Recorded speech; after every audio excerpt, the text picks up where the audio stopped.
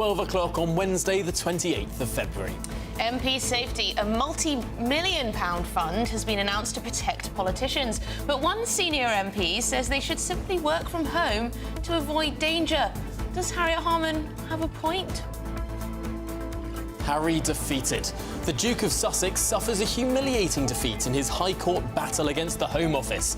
He wanted your money to pay for his bodyguards after leaving his role as a working royal. But will his fight end here? And Welsh farmers are descending on Cardiff in their hundreds in a mass protest. We're expecting thousands. They claim the Welsh Government's environmental laws are crippling their livelihood. We'll be live for you on the ground.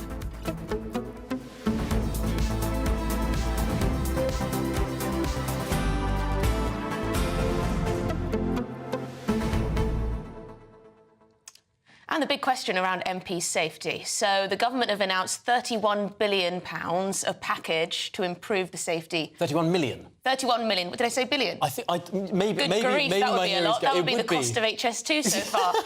No, not 31 billion. Thank you for fact-checking me. Do you know what? Now I'm second-guessing myself as to whether or not... No, £31 million. It's quite a lot of money, nonetheless. It's quite a lot of money. And something quite curious came from the mouth of Harriet Harman. She seemed to suggest a kind of COVID-style hybrid working practice for MPs. So if you're feeling a bit vulnerable as an MP, perhaps you've had a few threats through your door, perhaps you've been challenged online and received awful abuse, perhaps on the streets even, you could just decide that actually I'm going to vote from home. I'm going to conduct my business from home and, you know, like back in the day, back in the lockdown days. To zoom in to a parliamentary debate, appearing on a television rather than in person. I don't understand where Harriet Harman... I mean, I do understand where she's coming from. But I was always taught that if you're threatened, the idea of terrorism is to get you to change the way you live your life. As soon as you make changes to accommodate those terrorists, in a way, they've won. Yes, this would be appeasing the mob, in my view. And it reminds me of, was it Sadiq Khan or someone else who suggested that we should have, or a feminist group perhaps, who suggested that we should have female-only carriages on the tube to resolve the issue of, you know, harassment of women. I think that would be... That reminds me of this. This reminds me of that. Yeah. So there you go. You don't want to appease bad behaviour. No, you don't. And actually, the example we should perhaps look to is on the morning after the Brighton bomb, which killed a number of attendees of the Conservative Party conference in 1984. What did Thatcher do? Margaret Thatcher turned up only hours after her room was blown to bits. Turned up, she dusted herself off, got a new suit, I think, and stood there opening the next morning of the conference. She was not cowed. Well, let us know at home. Do you think £31 million to help protect our MPs is money well spent and much needed, or do you think it should be going on public priorities? And second, what do you make of Harriet Harman's comments about working from home? Is that appeasing the mob? Let us know. GBViews at gbnews.com. But first, it's your headlines.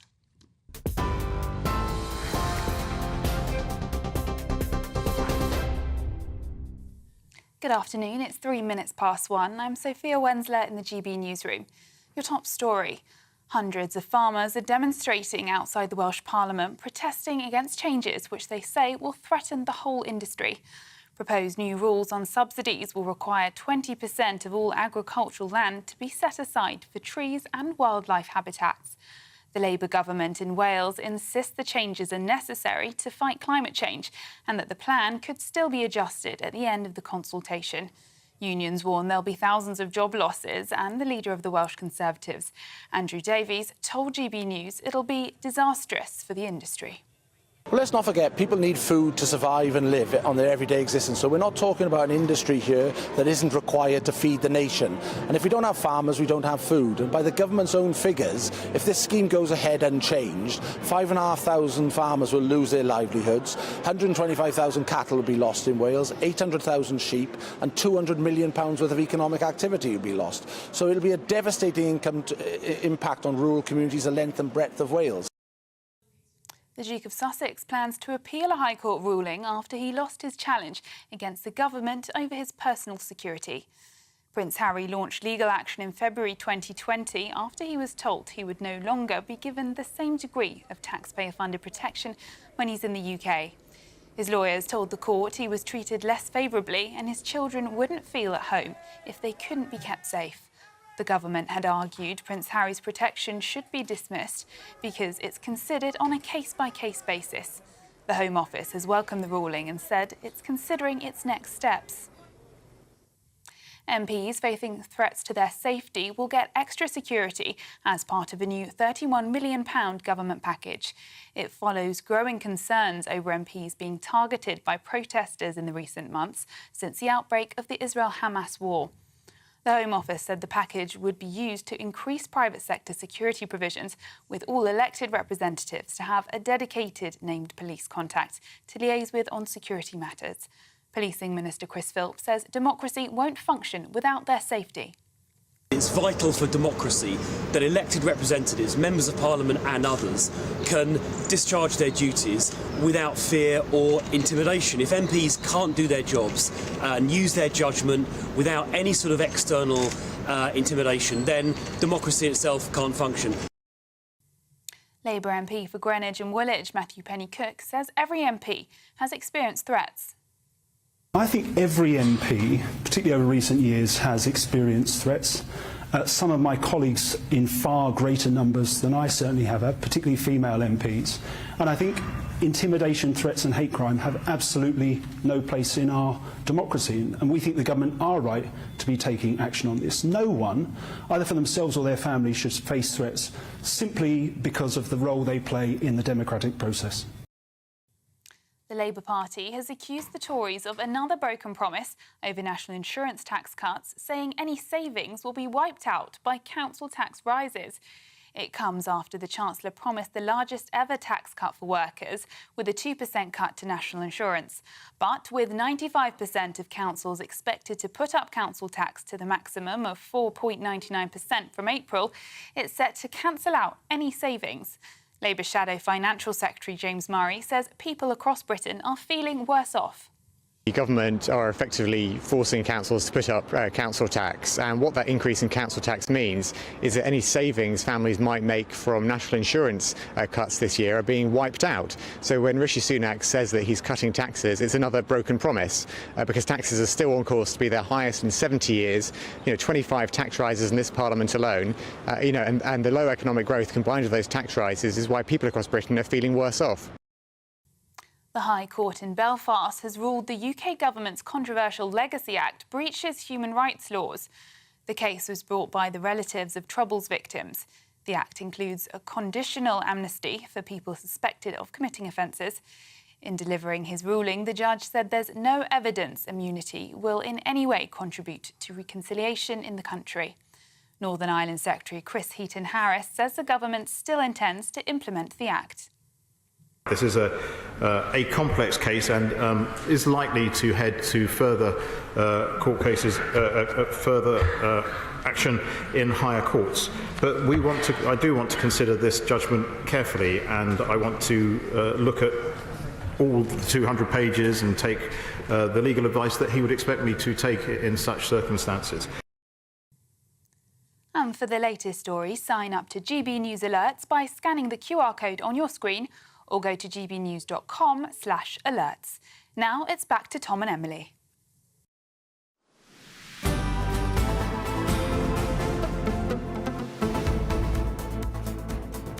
Well, the government's announced new funding of £31 million to protect MPs and other elected representatives from possible security threats. The new measures include the provision of bodyguards for MPs and extra policing of protests and local demonstrations. So what does this exactly look like? What will we be paying for? We can speak to our political correspondent, Catherine Forster. Catherine, very interested to know the detail of this package. What exactly is this money going to be spent on? Yes, well, I was in Prime Minister's questions. I then went into the lobby huddle of political journalists straight after, and all of the questions were about this 31 million of money that's going to be allocated to help keep MPs safe and to protect them in their constituencies, in their homes, and also to protect Parliament itself. Of course, this is all in response to the scenes last week, the fact that the vote that was supposed to be held over Gaza never happened because Sir Lindsay Hoyle pulled it, because he said of his fears for the safety of MPs. We know from the Sunday papers that 3 female MPs that have not been named have now got bodyguards. This money will take measures a lot further, but the government is not being drawn on the operational details, as they say, for security reasons, which is perfectly understandable. One thing I did note was the comments by Harriet Harman that perhaps MPs should revert to working from home as they did during COVID. The Prime Minister's spokesman said the Prime Minister thought that was a, quote, appalling idea. Really, they don't want MPs to have to change the way in which they work. They don't want people to feel that they are giving in, I suppose, to the mob, but they want to keep them as safe as they can. We know that some MPs are now having constituency surgeries remotely. The government's not keen on that, but, you know, needs must. A lot of them used to have the ability for people just to walk in. Most of them now have to be booked. It's all much more carefully planned than it used to be. But I mean, threats to MPs are nothing new. And I've talked to MPs over many years about really awful abuse and threats that they have received. This is nothing new, but it is clear that since the atrocities on October the 7th, the temperature has risen. We've seen all of these marches. We've seen From the River to the Sea projected on Big Ben, and a lot of MPs feeling even more worried than ever. And of course, not just a worry for them, but also for our democracy, because people who might think of standing to become an MP, that might want to serve the public in that way. You know, some of them likely to be put off now looking at the reality of what's involved. Yes, we certainly don't want that. Thank you very much, Catherine Forster, political correspondent, for bringing us a little bit of the detail there on this. Do you know, I've got 2 questions really on this, Tom. Yep. Firstly, what about the public? We're warned about how terrorism is off the charts in terms of we have these massive watch lists of extremists, 44,000 people on this watch list that I'm concerned about. And secondly, also, aren't politicians to blame for fostering an environment in which extremists feel emboldened? I think Did they not say sorry to us for allowing this to happen? There have always been extremists in the UK, in every country. But they're asking for £31 million for, you know, to protect MPs from threats. So things are clearly getting worse. I don't think things are necessarily worse than they were in the late 1970s or early 1980s, where multiple MPs were being killed by Irish Republican terrorism. The John Major government had a mortar lobbed at the cabinet room during a cabinet meeting. So are you saying they're just wimpy now? There are still chips on the exterior wall in the Downing Street garden where the bomb went off and blew off bits of the wall and out the window. But, Tom, are you saying that perhaps they're a little bit snowflakey these days? That the threat is in no way worse and that they don't need this £31 million at all? I think the threat is significant and we shouldn't balk at that. But I think there's always been a threat. And I think it's wrong to describe this threat as something that is more dangerous now than it was 3 years ago when an MP was killed. It feels very volatile. Or 8 years ago when an MP was killed. I mean, I hope you're right that this is nothing new, but it does feel as though our democracy is at threat by extremist mobs at the moment. I completely agree with you, but I think our democracy has always been under threat. Our democracy has always had to be resilient. And your point about Margaret Thatcher getting up the day after a bomb threat and, you know, getting up... Not just a bomb threat. Well, an actual bomb. An actual bomb. And getting on with the job, carrying on. People were killed in that. There's an old story that if Margaret Thatcher hadn't been up at her desk working at 3 in the morning on her speech for the next day, if she had been in her bed asleep, the bomb could have killed her. That's an old argument about the Brighton bomb. It's the most astonishing close call. Although for many people it wasn't a close call, it did kill many people. But I think it's right to remember all of these threats in the context of history. No, you are right. You are right. So sometimes we feel like we always live in exceptional times when actually there are parallels. Shall we speak to the Member of Parliament for Scarborough and Whitby, who is also the chair of the Rural Affairs Committee, Sir Robert Goodwill. Sir Robert, thank you very much for joining us on the show. I guess we've got to start with this announcement of this £31 million for MPs' security. Do you think this is money well spent? Well, obviously, because it's a security matter, we're not quite sure how it's being spent. I understand quite a lot is going to be spent actually in the Palace of Westminster, securing the building and the people in it. But, I mean, it's nothing new. I was a candidate in the '92 election, and they gave us a mirror to look under our cars in case the IRA wanted to put bombs under our vehicles. So, you know, it's nothing particularly new. And, you know, we take precautions. So, for example, I have appointments at my surgery. We don't just have walk-in. We don't put on my website where I'm going to be until afterwards. So, you know, little precautions like that. But, you know, it's very difficult to protect members of Parliament because we need to be in contact with people and we need to come to Parliament. You know, it's ridiculous, this idea that we're going to work from home, particularly from a London MP who doesn't have to travel up from the north of England. That's a good point. It's a very, very good point. But we do, of course, have you here for your expertise on food, rural affairs and the environment, chairing that committee in Parliament. Because today we're seeing a protest outside the Senedd, the Welsh Parliament, as they now call it, used to be known as the Welsh Assembly, due to Welsh government policy. What precisely is riling up Welsh farmers so much about how the Welsh government has been handling all of this? Well, I mean, the Labour Party here in England keeps talking about Wales as being the blueprint for a government if they win the election. And to be honest, you know, what the Welsh government is doing to farmers is nothing short of criminal. In particular, their suggestion is that 10% of farmers' land should be taken out and planted with trees, and the further 10% put into sort of habitat restorer. And that means, you know, 20% of the farmers' land's gone. And on top of that, of course, they're extending the nitrate vulnerable zone across the whole country, which hasn't happened in England. And, of course, they're withdrawn some of the important tools that we have in protecting livestock and wildlife from bovine tuberculosis, that terrible disease which can decimate herds and has led to suicides amongst farmers. So I can understand why the Welsh farmers are angry. And I think if Labour were to come into power in England, English farmers would be just as angry.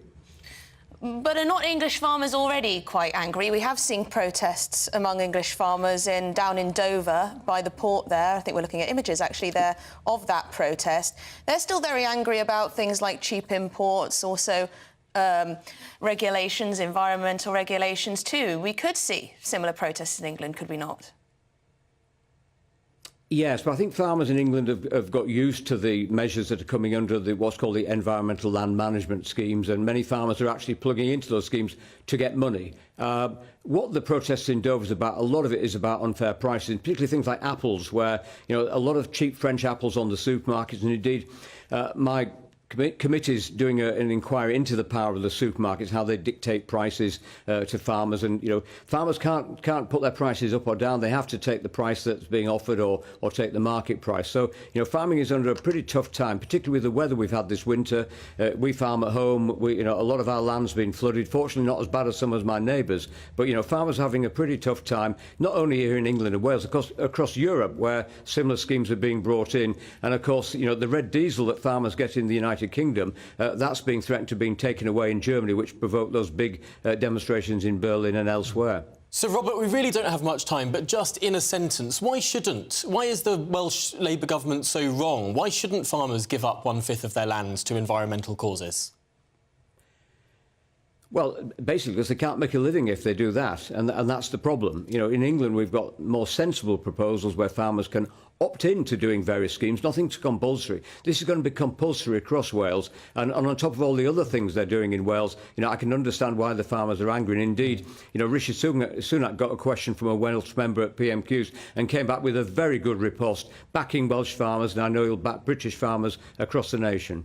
Well, Sir Robert Goodwill, thank you so much for your time. Really appreciate it. Well, speaking of angry farmers in Wales, let's go live to the protests in Cardiff and join our political correspondent, Olivia Rutley. Olivia, what's the feeling on the ground? Hello, yes, I'm here in front of the Senedd and there is real anger on the ground here. As you can probably see behind me, there are hundreds, if not thousands, of Welsh farmers here today. They are protesting, as you were discussing there, the new subsidised farming scheme, which is planned to be brought in by the Labour First Minister Mark Drakeford. And they would have to, under this scheme, give over 10% of their farming land to environmental causes. They would have to give over 10% of their land specifically to growing trees. Now, I've seen a lot of signs around here saying, Mark Drakeford, my sheep don't grow on trees. And I think that's emblematic of the sentiment here today. I'm here with Winford Williams, who is one of these, actually a retired farmer, but he's got lots of nieces and nephews who are going to be affected by this. Can you just tell me a little bit more about how they're feeling at the moment? Well, their feeling is very strong regarding... they are on the upland, farming between 600 and 1,000 feet. Unless the government support them up there, they've got no chance at all. I think these Labour politicians should go up there for a couple of months, especially in the spring when the grass is not growing, when the feed are so expensive. And I want to come back to when I was farming for 50 years on a dairy farm in Llanstefan, South Wales. It's a National Trust farm, and they have planted 50 acres of the 120-acre farming trees already. So half of the farm has now been given over to trees already? Yes, it has been ready. And do you think, I've heard lots of people saying today that this is a case of the Labour government led by Mark Drakeford prioritising net zero over farmers and over food security. Is that how you feel? No, it's not wrong. The problem is too many people on their holidays on the aeroplanes. Look at that first. Too many people on their holidays on the aeroplanes. I can see where Winford Williams is coming from. So that's the feeling on the ground here in Cardiff today. I think I'll speak to you again very soon, but for now, back to you. Thank you very much indeed, Olivia. Good to hear from that chap there. Yes, blame the people on their private jets, not us farmers. Yes, well, we'll be back with Olivia a little bit later in the programme and speak to some more voices on the ground there, because it's hard to overstate. I mean, people who rely on their farms for their livelihoods are now having to give up compulsorily 10% of their farms to trees and 10% of their farms to other environmental causes. What does it remind you of? Their farms have gone. That sort of thing, a sort of authoritarian regime. Sort of, yeah, land seizures. Land seizures. Not great, but still to come. Prince Harry is to appeal a High Court decision, which means the level of security for him in the UK will be downgraded. He's not going to be very happy about this. You're watching Good Afternoon Britain on GB News.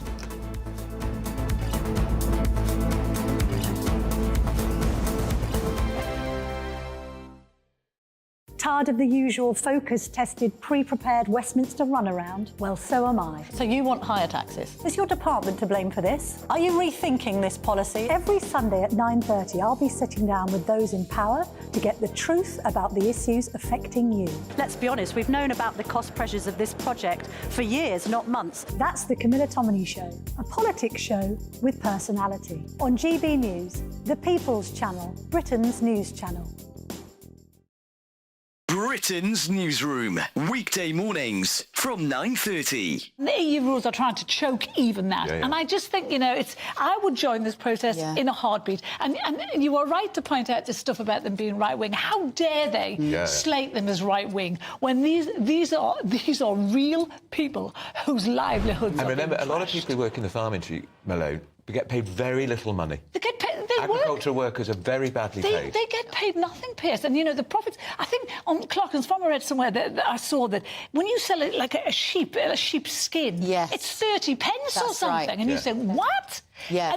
And so you wonder how they can manage that. And I think after a year, Clarkson made a handful of pounds. He made like 90 quid profit or something. In a whole year working. But Carol makes a really good point, though, doesn't she, Nikki, about this idea that we go to the supermarkets, we shop there, we eat our food, we don't often give it a thing. And the farmers have become so frustrated by this idea that they are not respected. Absolutely. I mean, they're running what are effectively small businesses, often family businesses that are being passed down through generations. They also tend to know the land and the animals better than anyone else in those areas. You know, I'm all for green protests, you know, I'm all for climate change activism, but actually The only way you can do that is gradually. It's exactly what we've seen with Port Talbot. You know, you can't just go in and say, you're not going to do it anymore this way. You've got to do it this way instead. The Tata Steel thing. Yes, exactly. Yeah. You've got to do it this way instead. You know, lots of farmers are on board with protecting the planet, but they can't do it overnight. You've got to give them time. Yeah. So they're protesting, you know, they're saying no farmers, no food. When well, you it say can't you get any more support obvious. some of these environmental protests, you're not one of these closet supporters of Just Stop Oil, are you? I'm not a closet supporter. I think I've been quite open about Just Stop Oil. No. I don't like all their methods, but I do like the message. Any of them. But I do appreciate the message. Yeah, but sometimes you've got to do difficult things. What they're asking for now, those protesters, are unrealistic. What these protesters are asking for is not unrealistic. No. 2024, a battleground year. The year the nation decides. As the parties gear up their campaigns for the next general election. Who will be left standing when the British people make one of the biggest decisions of their lives? Who will rise? And who will fall? Let's find out together. For every moment, the highs, the lows, the twists and turns. We'll be with you for every step of this journey. In 2024, GB News is Britain's election channel.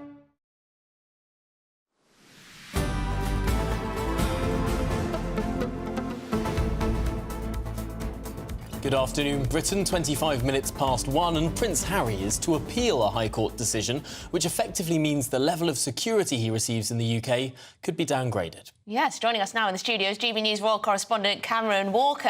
So his legal team have already released a statement. What does it say? Yeah, they absolutely have, Emily. So the legal statement says from his lawyer, the Duke is not asking for preferential treatment, but for a fair and lawful application of RAVEC's own rules, ensuring that he receives the same consideration as others in accordance with RAVEC's own written policy. Let me try and translate that from legal speech for you. So RAVEC is the Home Office committee made up of senior police officers, Home Office officials and members of the royal household. It's a Home Office committee which made the decision way back in 2020 that following Prince Harry's stepping back as a working member of the royal family, he would not be provided with the same degree of police protection when he is in the UK. And instead, it will be provided on a case-by-case basis. Now, Prince Harry is challenged in the High Court that decision, saying that it's unfair and that he doesn't feel safe when he's in the UK and his family isn't safe when in the UK either. He also made the point during the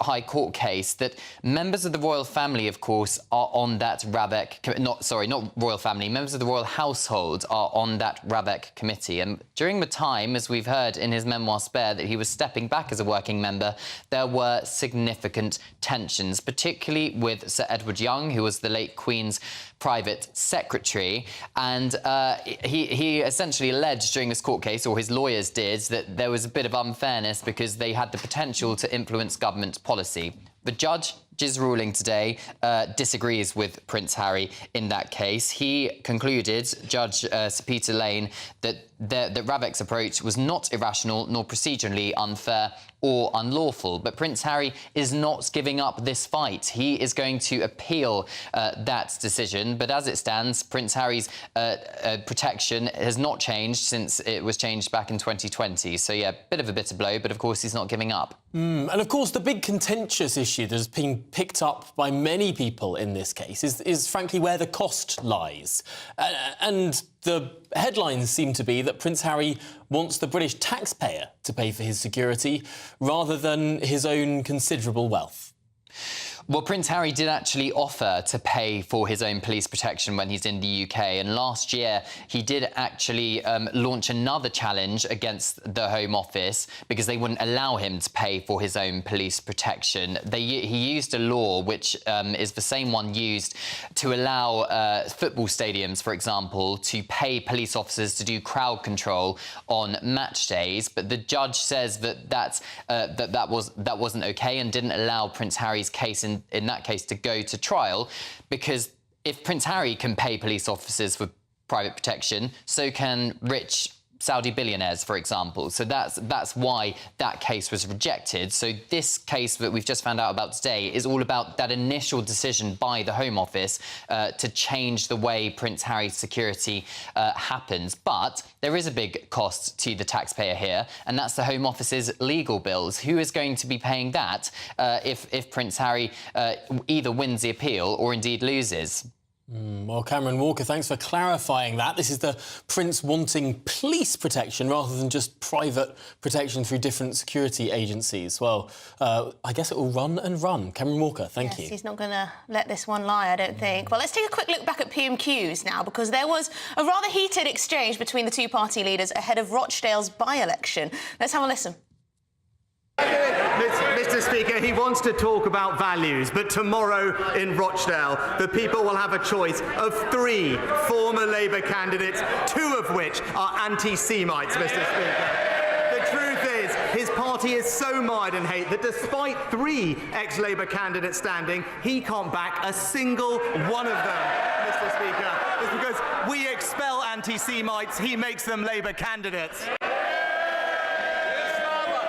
Mr. Speaker, the truth is these are no longer the Tories your parents voted for, and the public can see it. The Prime Minister has lost control of his party to the hordes of records of malcontents. Oof, well, Rishi Sunak certainly had his Weetabix this morning. Not intermittent fasting today. Not intermittent. Well, it is a Wednesday, so he's It not. is a Wednesday. But I thought that was a really powerful Prime Minister's questions, actually. Probably the best ding-dong between the party leaders that we've seen in quite a long time. But also, an important point about tomorrow's by-election, which perhaps has not been remarked upon enough. 3 of the candidates are formally endorsed by the Labour Party at one point in their careers. And now the Labour Party endorses no candidate in that election. And why is that? Well, one of them was found to have made anti-Semitic remarks, not just remarks that were enough for a bit of a rebuke, but remarks that ran for days until Keir Starmer couldn't put up with the pressure anymore and dropped the endorsement. I mean, it is pretty shocking that the Labour Party do not have a candidate standing on their behalf. But it means that this is an incredibly unpredictable by-election. Yeah. Because there's no official Labour Party candidate. George Galloway, who's, of course, a former Labour Party MP, a former Respect Party MP as well, now running for the Workers' Party of Britain. And he is mounting a fairly strong challenge and on some odds is the bookie's favourite. Yeah, well, it'll be very interesting to see. You'll be doing the overnight coverage. I will be from midnight through to 6 a.m. tomorrow night. You'll get all the coverage, all the results, and all the unpredictability. Right, now, because we've mentioned Rochdale by-election, now we have to read out the candidates, and they are as follows. Azhar Ali, Independent now, formerly Labour.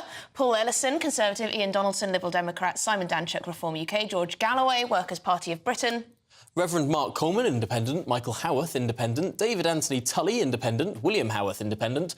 Guy Otten, Green Party, on ballot paper but not campaigning. Of course, he was disowned by the Green Party over comments he made. Raven Rodent Subordinate, official monster raving loony party. And David Tully, Independent. Well, there you go. Now, still to come, a GB News exclusive. Why some security experts say cranes made in China could be a risk for British ports. But first, your news headlines with Sophia.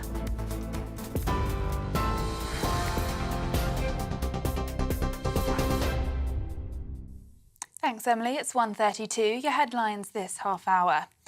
Hundreds of farmers are demonstrating outside the Welsh Parliament, protesting against changes which they say will threaten the whole industry. Proposed new rules on subsidies will require 20% of all agricultural land to be set aside for trees and wildlife habitats. The Labour government in Wales insists the changes are necessary to fight climate change and that the plan could still be adjusted at the end of a consultation. Unions warn there'll be thousands of job losses. The Duke of Sussex plans to appeal a High Court ruling after losing a challenge against the government over his personal security. Prince Harry launched legal action in February 2020 after he was told he would no longer be given the same degree of taxpayer-funded protection when he was in the UK. The Home Office has welcomed the ruling and says it's now considering its next steps. MPs facing threats to their safety will get extra security as part of a new £31 million government package. It follows growing concerns over MPs being targeted by protesters since the outbreak of the Israel-Hamas war. The Home Office says the package would be used to increase private sector security provisions, with all elected representatives to have a dedicated named police contact to liaise with. The High Court in Belfast has ruled the UK government's controversial Legacy Act breaches human rights laws. The case was brought by the relatives of Troubles victims. The Act includes a conditional amnesty for people suspected of committing offences. And for the latest story, sign up to GB News Alerts by scanning the QR code on your screen or go to gbnews.com/alerts.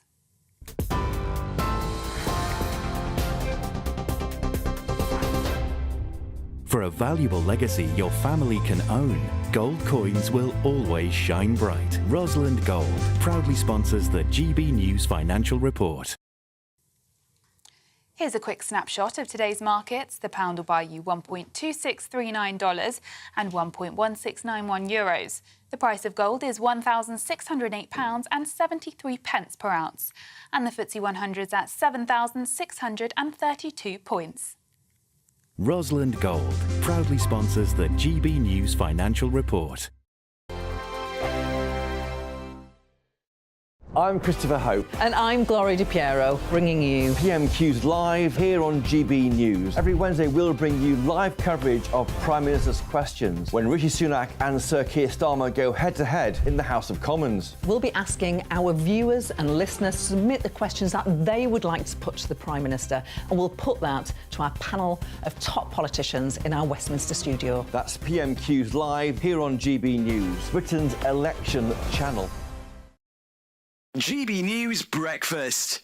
Every day from 6 a.m. Look, you're a respected royal biographer, and there are so many people who are on the sort of royal gravy train, if you will, people who are making a career out of gossip and speculation. But yours very much built on confidence and sources and facts. And you don't offer an opinion that often inside your book. But when you do, I suppose, therefore, it carries a bit more weight. So when you say that the Sussexes are easily offended and, you know, effectively pretty prickly, what do you mean and what have you based that on? Well, on numerous... their riposte to any given situation in their books, in their TV interviews. And let's not forget, there have been a lot of TV interviews, 6-part Netflix drama, Spare. You see time and again that they feel they feel resentful. They feel that, you know, something hasn't gone their way and that this is part of some sort of calculated campaign against them. And actually, I mean, when you've got a fast-moving story, I mean, for example, in my book, I go into those frantic hours after the death of the Queen, and everybody's trying to sort themselves out. And Harry writes in his book Spare how you know, no one will return his calls and he can't get through to anyone, and it's sort of it's just all a bit me. And actually, the whole kind of royal machine, if you like, is a team effort. And I just think it's very sad because, you know, Harry and Meghan, they had such potential. And now when we do tend to hear from them, on a royal matter, it's just to say how miserable they were being royal. And that was, you know, they were royal for whatever it was, 600-700 days. They're post-royal now for over Can you envisage a scenario where they're back in England and they're back in royal life? I can't envisage a situation where they're back, as it were, as part of the sort of royal working unit, but I could certainly see it becoming a kind of normal thing for them to keep. Big news, big debates, big opinion. Patrick Christie's Tonight is the week's biggest show. Every weekday, 9 to 11 p.m, we've got the inside track on the day's top stories. There'll be sharp takes you won't get anywhere else. We will set the news agenda, not just follow it, and I want to bring you along for the ride. Whatever it is, we'll have our finger on the pulse. It's news, but it's this close to entertainment. Patrick Christie's Tonight, 9 to 11 p.m, only on GB News, the People's Channel, Britain's news channel.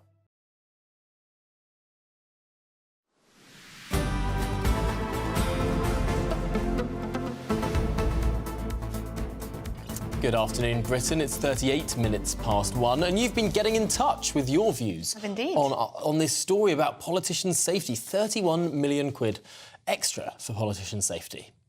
Richard says £31 million works out at about £47,000 per person, presumably mean per MP.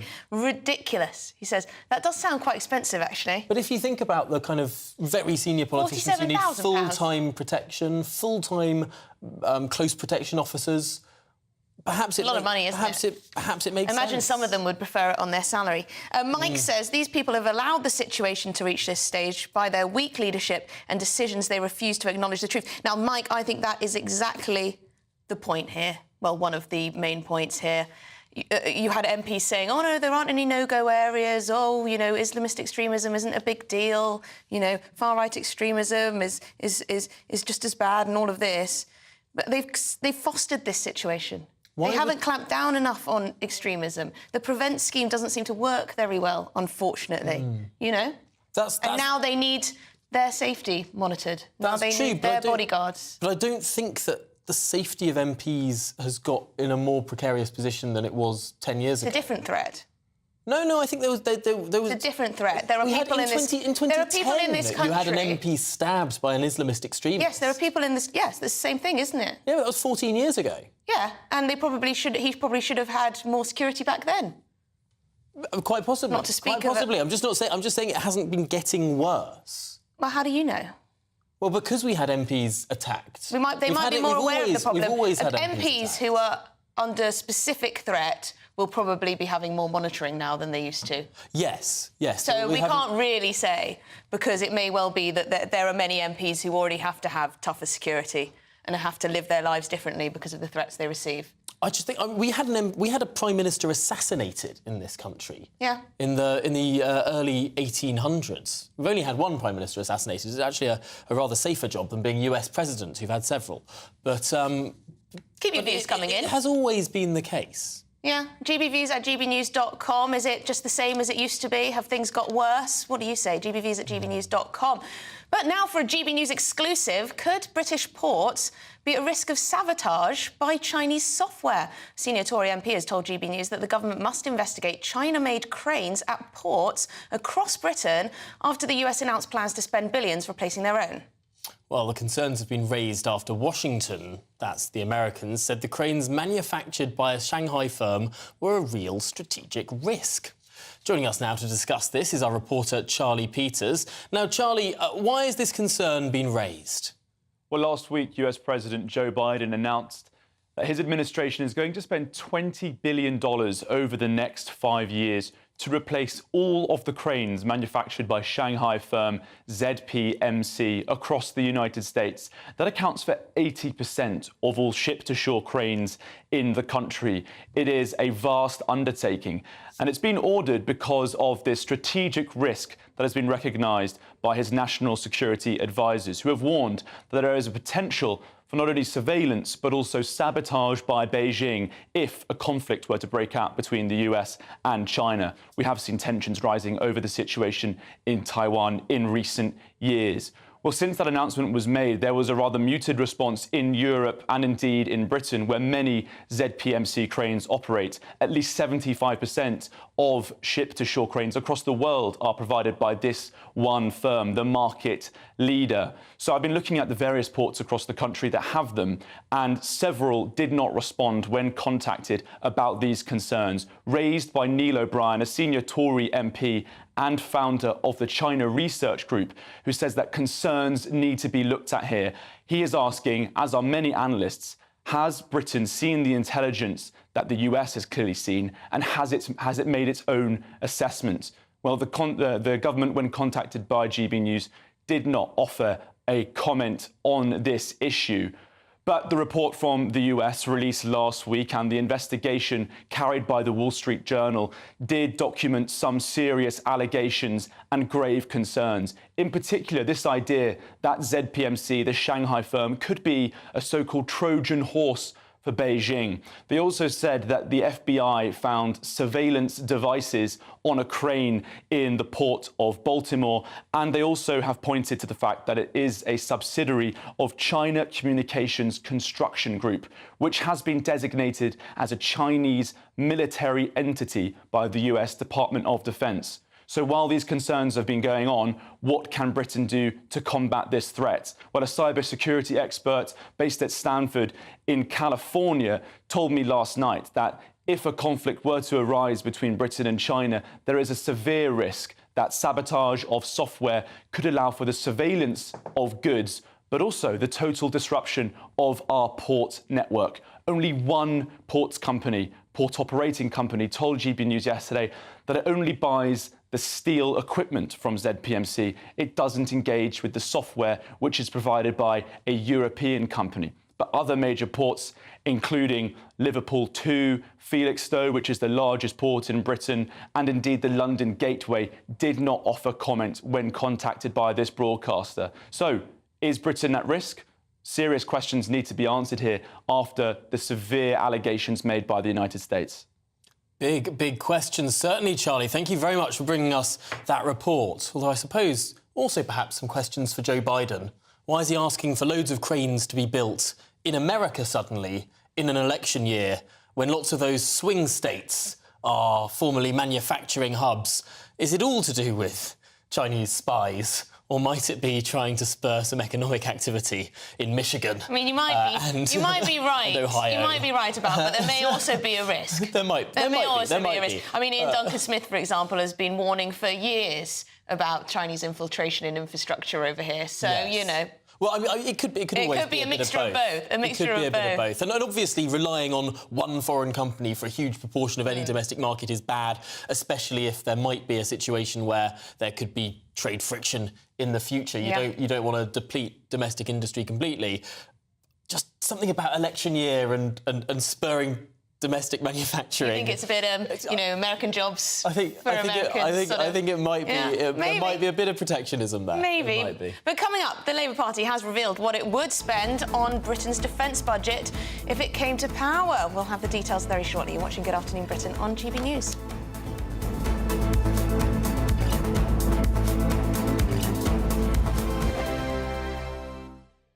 I'm Andrew Doyle. Join me at 7 o'clock every Sunday night for Free Speech Nation, the show where I tackle the week's biggest stories in politics and current affairs with the help of my two comedian panellists and a variety of special guests. Free Speech Nation, Sunday nights from 7 on GB News, the People's Channel, Britain's news channel. In the GB Newsroom, we bring you the news as it happens. With our team of dedicated journalists across the UK, we're ready to give you accurate reporting every day.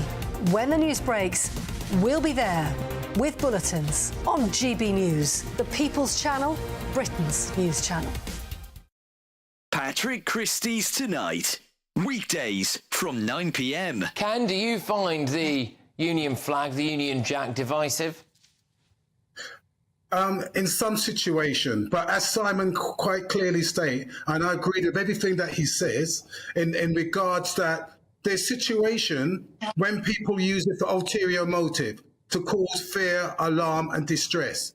We saw that with the far right when they came up to saying protecting the Churchill statues and things of that nature. But largely on the large whole, even I wave the St. George's flag on a sporting occasion. And I don't see anything wrong in raising the Union Jack or the St. George's flag so long as the intention is correct. And as he says, Mr. Brockhurst, he served for the country and he should have every right to be proud of what he's done and the way that he wants to display it. All right, Simon, what do you make of this kind of, I would argue it as like student social media-based politics, where you get these pillocks from the Green Party or whatever saying, oh, it's divisive and I can't believe it. It will be legal in this country to do... Do those people need to get out more? I was on the streets of Stratford earlier on, an incredibly diverse place, speaking to a massive range of people right across different age demographics. I couldn't find a single sausage who said to me that they thought that this guy from the Green Party was right. He obviously has absolutely no attention from anybody, and this is his way of finding attention. Both Ken and myself, we both agree that nobody should use any symbol of national identity to offend others deliberately, because that's just inflaming a situation. There's so much sensitivity around so many things today, and people do get offended by so much so quickly without any rhyme or reason. GB News, unlike other broadcasters, isn't obsessed with the London-Westminster bubble. We think there's a nation beyond the M25, and that's why we talk about the issues that matter across the land. Join me on State of the Nation, 8 to 9 o'clock, Monday to Thursday, on GB News. Daisy's listening, and you should too. In 2024, GB News is Britain's election channel. So join me, Tom Harwood, for the Rochdale by-election results. From midnight through to 6 a.m, we'll discover the twists and turns of the most unpredictable by-election in a long time. You should be celebrating. I slept during it, you know. And from 6 a.m. Friday, join Michael Portillo on GB News Breakfast for his take on the results. GB News, Britain's election channel.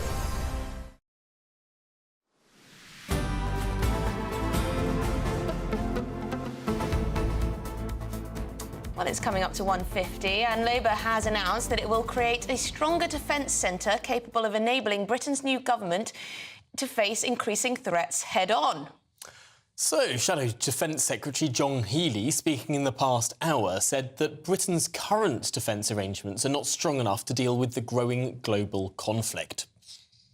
The next decade, we face Putin and an active alliance of aggression from autocrats who have contempt for international law and freely squander the lives of their own people. And we face a reality that European allies must take a greater responsibility for European security as the US increasingly focuses on China and the Indo-Pacific. One of the most forgettable men in politics there. Charming, Tom.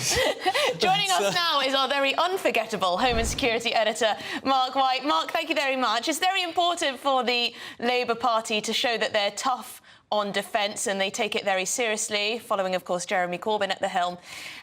So what exactly have they announced, and are you convinced? Well, you're absolutely right, Emily. We were gearing up, actually, because this was billed as a keynote speech by John Healey in terms of what Labour's aims would be for the defence of the realm if they were lucky enough to get into power at the next election. But we did not get that at all. He said quite bluntly that he is not in a position, he will not commit to saying what Labour will spend on defence when it gets into power, if it gets into power, because they're not in a position, he said quite simply, to be able to assess exactly what the threats are, what the issues are at the MOD, what the spending available to them will be until they actually get into office and can see all of these issues for themselves. So, Mark, what did we actually learn then? If he ducked the question, the crucial question of how much money we're actually going to spend, what did he say? Good point. So he spoke more of an evolution rather than a revolution. Very unsexy, to be honest, and he said and admitted this himself. So what he concentrated on was the Ministry of Defence as an entity and trying to make the Ministry of Defence more efficient. Now, that's important because there have been very significant and I think legitimate questions asked of the Ministry of Defence over the years, a bloated department of some 60,000 civil servants. When you consider the total strength of the armed forces, those men and women on the front line, is 152,000 in the Air Force, in the Army, in the Royal Navy. You've got a civil service backing them up that's almost half the size again of those troops on the front line. But there have been concerns over just how the Ministry of Defence operates, its lack of strategic command, its ability to really properly assess what the threats are and how to ensure that the various forces and equipment are in place to deal with those threats. So he announced the establishment of a military strategic headquarters within the Ministry of Defence. As I say, you know, it's all head-scratching stuff, really, in terms of the way in which there will be a sort of organisational redeployment, etc., within the Ministry of Defence. Crucially, though, he didn't go anywhere near what a lot of people have been talking about, which is getting rid of quite a number of these civil servants to try and save money that way. And there's been a lot made about the recruitment processes for our armed forces too, about how that may be failing to recruit the best and brightest for the job. Did he say anything about that? No, he never spoke on recruitment at all. So not on recruitment, not on what they will do. You know, there's been so much talk about the understrength of the army at the moment, of course, as understrength as it was back in Napoleon times.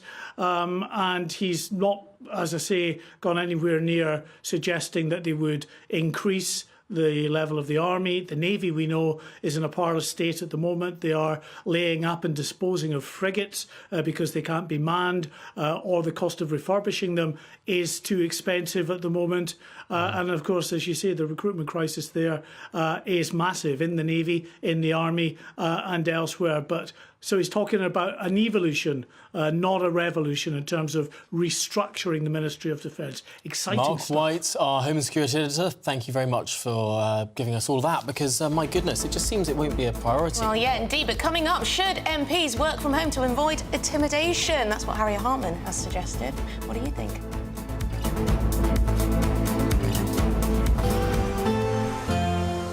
A brighter outlook with Box Solar, sponsors of weather on GB News. Hi there, it's Aidan McGibbon here from the Met Office with the GB News forecast. Cloudy for most of us today. Outbreaks of rain moving from west to east, but it will be milder compared with recent days. We've got a warm front moving in. That's bringing a slice of mild and moist Atlantic air, and it's bringing outbreaks of rain. The wettest weather through the rest of the day will be across Western Hills, especially Wales, northwest England, and then later for Western Scotland. It does push its way southeastwards, so a spell of rain through the evening for the southeast, and then clearer spells for Scotland and Northern Ireland by the end of the night, albeit with a strengthening wind and frequent showers moving in. Colder here, but staying mild for England and Wales, and a damp start for much of England and Wales first thing Thursday. The rain does tend to push southeastwards, so it dries up across Wales, the Midlands, and certainly a bright day to come for Scotland and Northern Ireland, albeit with those blustery showers and gales for the north and northwest of Scotland, and feeling cold in that wind. But it stays damp throughout the day across East Anglia and the south of England. 12 Celsius here, 6 or 7 in the far north and northwest. Then the colder air that exists in the northwest on Thursday pushes across the whole of the UK through Friday with a spell of rain, sleet and some significant hill snow for Wales and northern England, as well as later on for Scotland and Northern Ireland. That clears through. Drier conditions for many on Saturday and Sunday, and milder in the south. That warm feeling inside from Boxed Boilers, sponsors of weather on GB News. Wake up to the headlines with Headliners every morning at 5 a.m. We treat you to the day's biggest stories before anyone else, 7 days a week. You can catch up on everything you need to know before you've even had your kippers. Headliners every morning at 5 a.m. only on GB News, the People's Channel, Britain's news channel. Good afternoon, Britain. Good afternoon, Britain. Join us, Tom and Emily, To find out what's happening in the heart of Westminster. and why it matters to you. Weekdays from midday, we bring you the most compelling stories from across the United Kingdom. And from your doorstep to our inbox. That's right, we want to hear from you. GB News, Britain's news channel. Martin Daubney, weekdays from 3 p.m. You have a president in President Biden who's not enforcing the law that was passed by Congress. President Obama, criticize him or not, actually enforced the law and was deporting people that had crossed illegally. Of course, President Trump enforced the law and improved the law to make sure that and worked with Mexico to have the Remain in Mexico policy. Biden has abandoned federal policy. In fact, he's deliberately trying to let in as many immigrants as possible. More for the Democrats, more is better and less is racist. Just astonishing. And the statement that Greg Abbott put out is really feisty stuff. He said the federal government has broken the contract between the United States and the state of Texas. And the eye numbers, Greg, are simply eye-watering. 6 million illegal immigrants have crossed our southern border in just 3 years, Governor Abbott says. That's more than the population of 33 states in the United States. Astonishing numbers. And Martin, that's just Texas. If you add Arizona and other border states, you know, it's pushing 10 million. By the end of Biden's term, it'll be 11 million.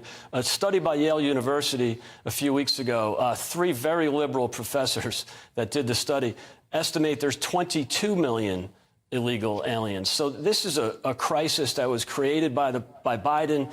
It's what he wants. They want unfettered access to the border. They're letting them in. It's a real hardship on the working people of Texas and other border states. And now it's a real hardship on cities that the federal government, as well as the governors of Texas and other states, are sending some of the migrants to those so-called sanctuary cities. Every Sunday from 11, join Michael Portillo. There will be topical discussion, looking at the week before and the week to come. So kick back and relax at 11 a.m. on Sundays on GB News with me, Michael Portillo. GB News, the People's Channel, Britain's news channel.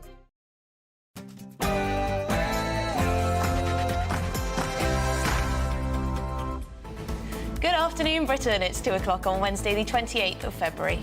MP safety. A multi-million-pound fund has been announced to protect politicians. But one senior MP says that they should simply work from home to avoid danger. Does Harriet Harman have a point? And Harry defeated. The Duke of Sussex is to appeal a humiliating defeat in his High Court battle against the Home Office. He wanted your money to pay for his bodyguards after leaving his role as a working royal. But will his fight end here? Welsh farmers are descending on Cardiff in their hundreds in a mass protest.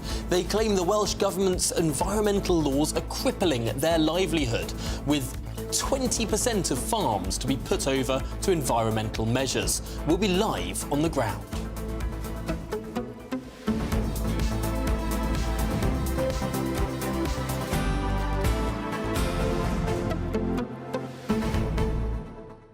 Now, we're going to be debating whether Harriet Harman's suggestion there, that MPs could go back to sort of COVID-style working from home, hybrid working, if they feel vulnerable to threats. I don't like this. I don't like it at all. No. I think that ultimately you've got to be resilient in the face of terror. And by changing the way that you conduct your democracy, that's not standing up to terror, that's capitulating. What do you think about security? Is that appeasing the mob, or is that just a sensible measure? I think that there probably should be more security for British members of Parliament. We have less security for British members of Parliament than, for example, American politicians massively do. so, yeah. But then again, access to politicians is something that's unique and brilliant about our system. And it was actually quite poignant that Sir David Amess, who of course was murdered by an Islamist, he, in his book that was published just a year or two before he died, spoke about how important it was to have that access to MPs, that people could come up to their politicians, that they weren't a world apart from the rest of the country.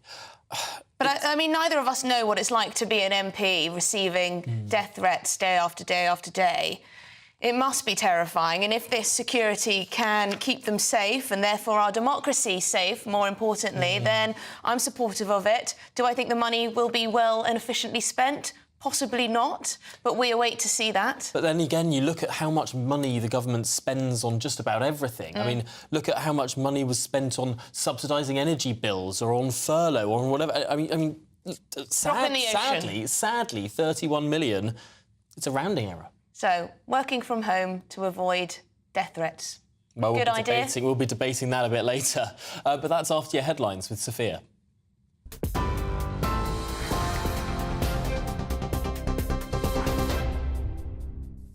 Thanks, Tom. Good afternoon. It's 2 minutes past 2. I'm Sophia Wensler in the GB newsroom. Your top story. Hundreds of farmers are demonstrating outside the Welsh Parliament, protesting against changes which they say will threaten the whole industry. Proposed new rules on subsidies will require 20% of all agricultural land to be set aside for trees and wildlife habitats. The Labour government in Wales insists the changes are necessary to fight climate change and that the plan could still be adjusted at the end of a consultation. Unions warn there'll be thousands of job losses. Well, let's not forget, people need food to survive and live on their everyday existence. So we're not talking about an industry here that isn't required to feed the nation. And if we don't have farmers, we don't have food. And by the government's own figures, if this scheme goes ahead unchanged, 5,500 farmers will lose their livelihoods, 125,000 cattle will be lost in Wales, 800,000 sheep, and £200 million worth of economic activity will be lost. So it'll be a devastating impact on rural communities the length and breadth of Wales. Former rugby referee and farmer Nigel Owens says the privilege of being at the protest is greater than when he was a referee. It's taken years and years of hard work to achieve that goal, to get in a small holding and a small herd of pedigree Herefords. And I do it because I care, because I'm passionate about the industry that we're in. Not just for our way of life, but without farmers there is no food. There can be no Six Nations game in Cardiff next Saturday against France if there is no referee. There can be no food on the table if there is no farmers. In other news, the Duke of Sussex plans to appeal a High Court ruling after he lost his challenge against the government over his personal security. Prince Harry launched legal action in February 2020 after he was told he would no longer be given the same degree of taxpayer-funded protection when he's in the UK. His lawyers told the court he was treated less favourably and his children wouldn't feel at home if they couldn't be kept safe. The government had argued Prince Harry's protection should be dismissed because it's considered on a case-by-case basis. The Home Office has welcomed the ruling and said it's considering its next steps. MPs facing threats to their safety will get extra security as part of a new £31 million government package. It follows growing concerns over MPs being targeted by protesters in the recent months since the outbreak of the Israel-Hamas war.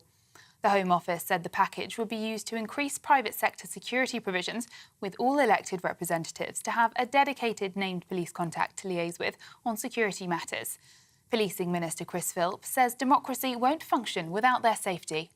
It's vital for democracy that elected representatives, members of parliament and others can discharge their duties without fear or intimidation. If MPs can't do their jobs and use their judgment without any sort of external intimidation, then democracy itself can't function. Labour MP for Greenwich and Woolwich, Matthew Pennycook, says every MP has experienced threats. I think every MP, particularly over recent years, has experienced threats. Some of my colleagues in far greater numbers than I certainly have, particularly female MPs. And I think intimidation, threats and hate crime have absolutely no place in our democracy. And we think the government are right to be taking action on this. No one, either for themselves or their families, should face threats simply because of the role they play in the democratic process. Now, the High Court in Belfast has ruled the UK government's controversial Legacy Act breaches human rights laws. The case was brought by the relatives of Troubles victims. The Act includes a conditional amnesty for people suspected of committing offences. In delivering his ruling, the judge said there's no evidence immunity will in any way contribute to reconciliation in the country. Northern Ireland Secretary Chris Heaton-Harris says the government still intends to implement the Act. This is a complex case and is likely to head to further court cases, further action in higher courts. But I do want to consider this judgment carefully, and I want to look at all the 200 pages and take the legal advice that he would expect me to take in such circumstances. And for the latest stories, sign up to GB News Alerts by scanning the QR code on your screen or go to gbnews.com/alerts. Now it's back to Tom and Emily.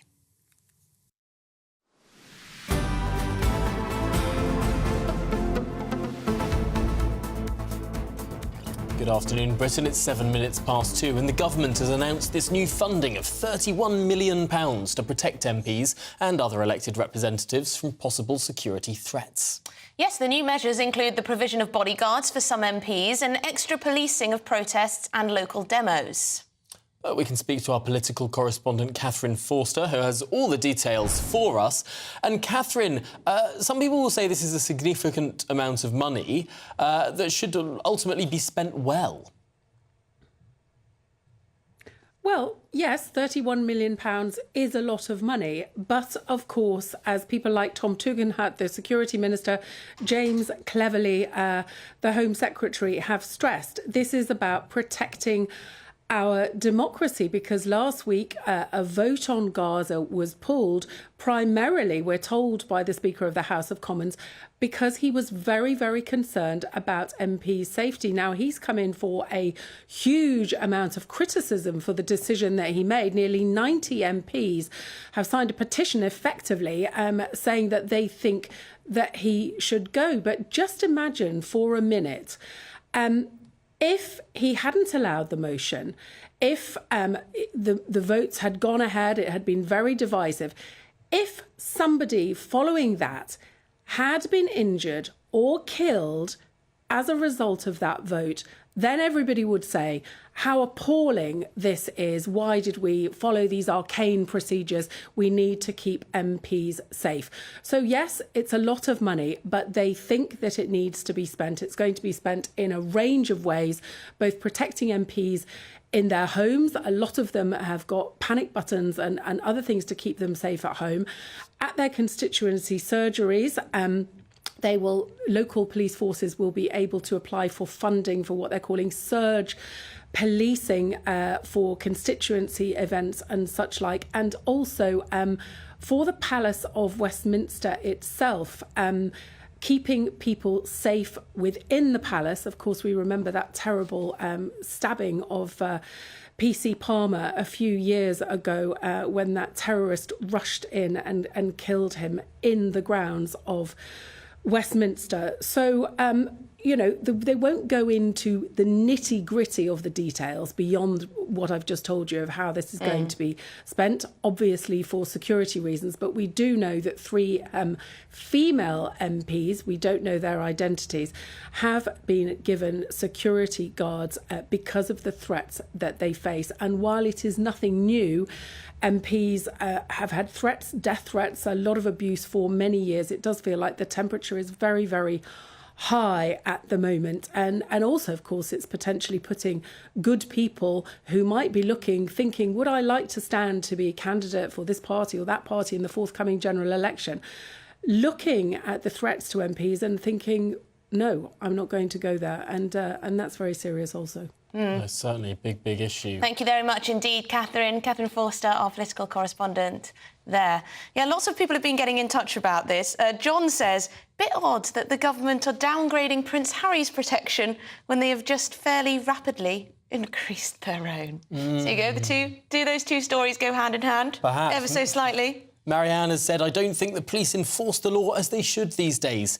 It therefore gives licence to bad behaviour. I just hope that £31 million will mean the police are more vigilant and take a much tougher stance. Yes, and hopefully it won't take resources away from policing, the rest of the country. But I do think that sometimes... Are we just going to pluck out new police officers I think from nowhere? Because so much of this is going on the House of Commons itself and the parliamentary estate itself, sometimes it does seem extraordinary what can happen on that estate. I mean, we only have to remember back to the murder of PC Keith Palmer and the Westminster Bridge attacks. That terrorist got through the gates of Parliament, got into the courtyard there in Parliament.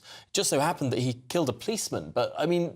the idea of working from home to avoid threats is pretty depressing, isn't it, really? Yeah. That someone would even suggest that. Oh, shall we all just sort of live in our cotton wool silos and not interact with anyone because of the terror threats? I don't think that's right. I think the way to stand up to the terror threat is, yes, be resilient, yes, beef up, perhaps, the security measures around the House of Commons, and for those that are under the most threat, sure, full-time security. But but not change the way that we do politics, not change the rules of the House of Commons, and not change the way that we engage in debate. Yeah, I think Catherine was right there to say that there have always been threats to our elected politicians, but the temperature seems very much higher at the moment. But in other news, hundreds of Welsh farmers are gathering in Cardiff to protest the government's new climate action plans there.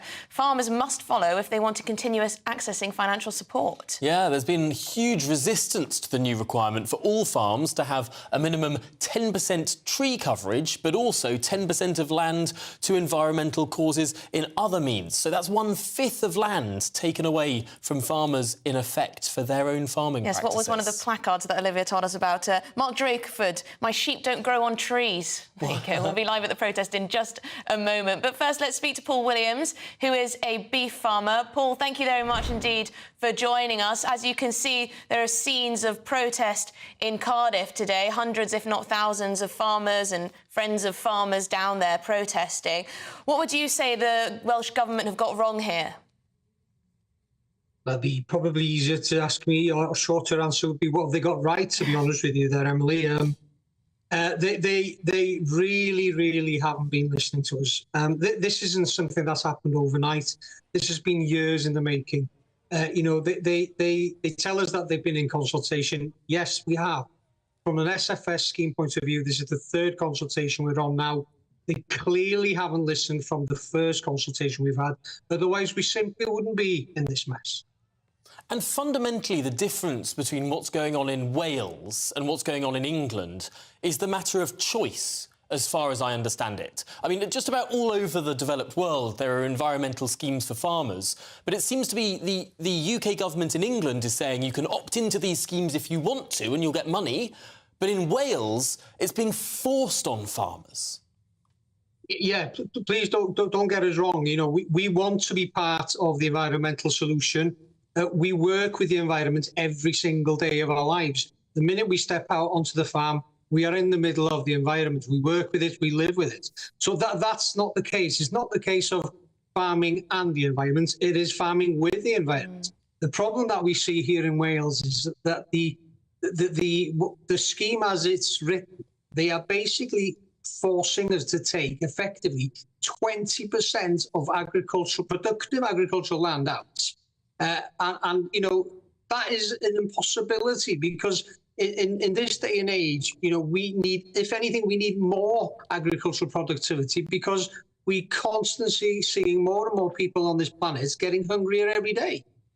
Yes, and you make a good point there. Farmers know best what to do with their land, I imagine. That would be logical. Thank you very much indeed, Paul Williams, for joining us. You are a beef farmer, of course. Thank you. Great to speak to you. Well, now let's cross across to Cardiff, where our political correspondent, Olivia Utley, is getting a small taste of what rural life is like. You're absolutely drenched, Olivia.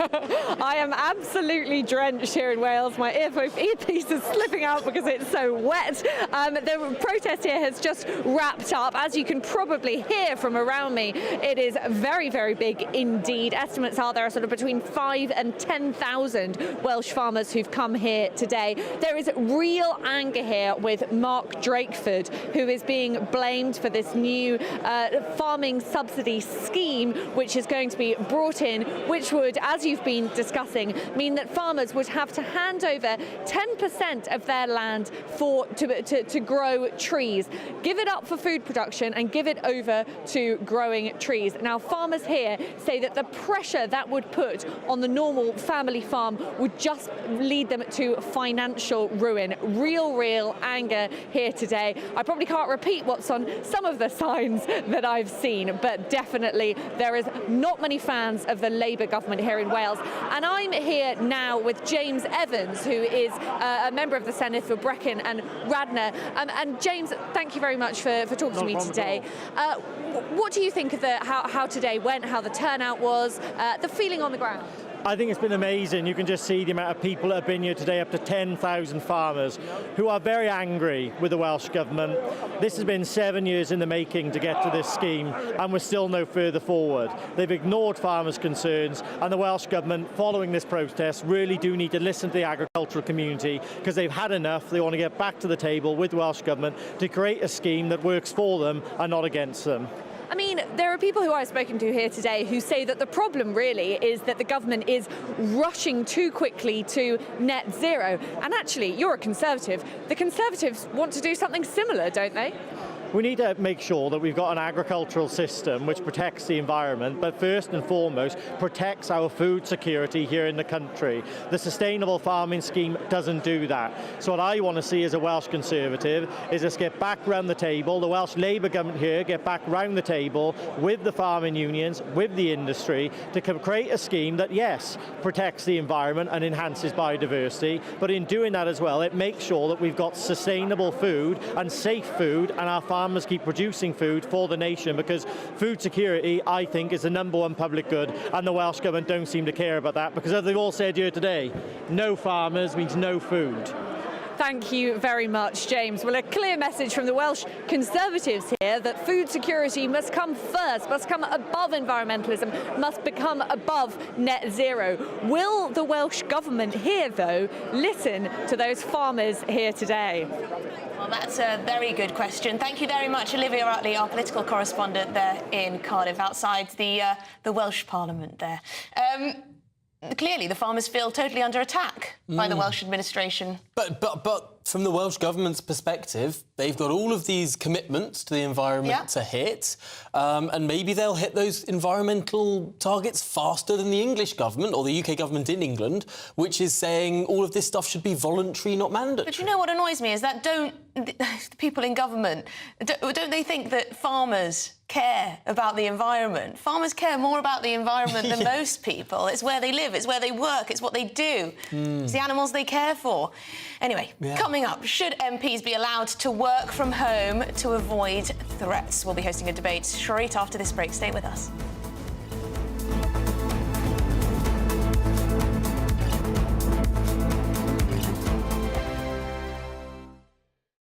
GB News, unlike other broadcasters, isn't obsessed with the London-Westminster bubble. We think there's a nation beyond the M25, and that's why we talk about the issues that matter across the land. Join me on State of the Nation, 8 to 9 o'clock, Monday to Thursday, on GB News. Daisy's listening, and you should too. Now then, Lee Anderson here. Join me on GB News on my show, The Real World, every Friday at 7 p.m. I'm not eating bloody cat. Are you Delicious. mental? Open your mouth. OK, here comes a train. Reminds me of the scene in Singing in the Rain. Adam, is that a good one? Whoa! Join me at 7 on GB News, Britain's news channel. Britain's Newsroom, weekday mornings from 9:30. Are you across this microaggression story? I'm across microaggressions. I'm also across XL bullies. You would not last 5 minutes. Oh, for God's So sake, basic- civil servants, give me strength. So civil servants have been taught not to roll their eyes. Something you do very well. We both do it quite a lot, actually. Because it's seen as an act of microaggression. This, by the way, this costs the taxpayer, this training, £160,000. What the hell is going on in our woke civil service? Who cares if someone rolls their eyes in exasperation? What the hell is going on in our civil service, full stop, if the way that civil servants are communicating with each other is rolling their eyes and looking at their phones? I mean, is the government being run by people who are essentially acting to each other like stroppy teenagers? But I'm all right with people, because, you see, I would be in defence of eye rolling. So me too, I couldn't care less. But do you know why? Because I want people to give me their genuine reaction, as long as it's not deeply offensive. But I want to know how people feel. And what they're being told here, civil servants are being taught, and of course this is an area of employment law, because people are taking cases against their bosses who roll their eyes at them. They're saying they're being encouraged to say nothing and nod their heads to promote transparency and inclusion. Don't show what you really think, just nod your head. But I think that comes with then saying what you really think, and this is the key problem, and what these courses are trying to establish. And I looked into some of them when I was researching this, and it's not saying hide what you're feeling.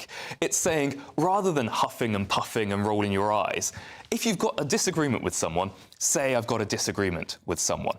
Because otherwise, you can't have an effective workplace if people are sort of just passively, aggressively huffing at each other. Why do these civil servants need to be taught this? Why do people need to be taught this? This is just normal discourse in a normal working day. You don't need a seminar on it.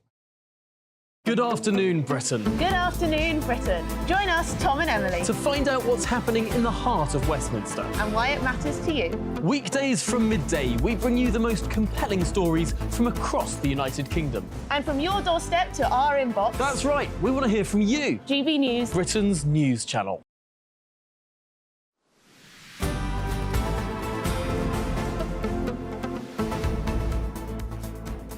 OK, welcome back. It's 2:22 and £31 million is to be used to protect MPs.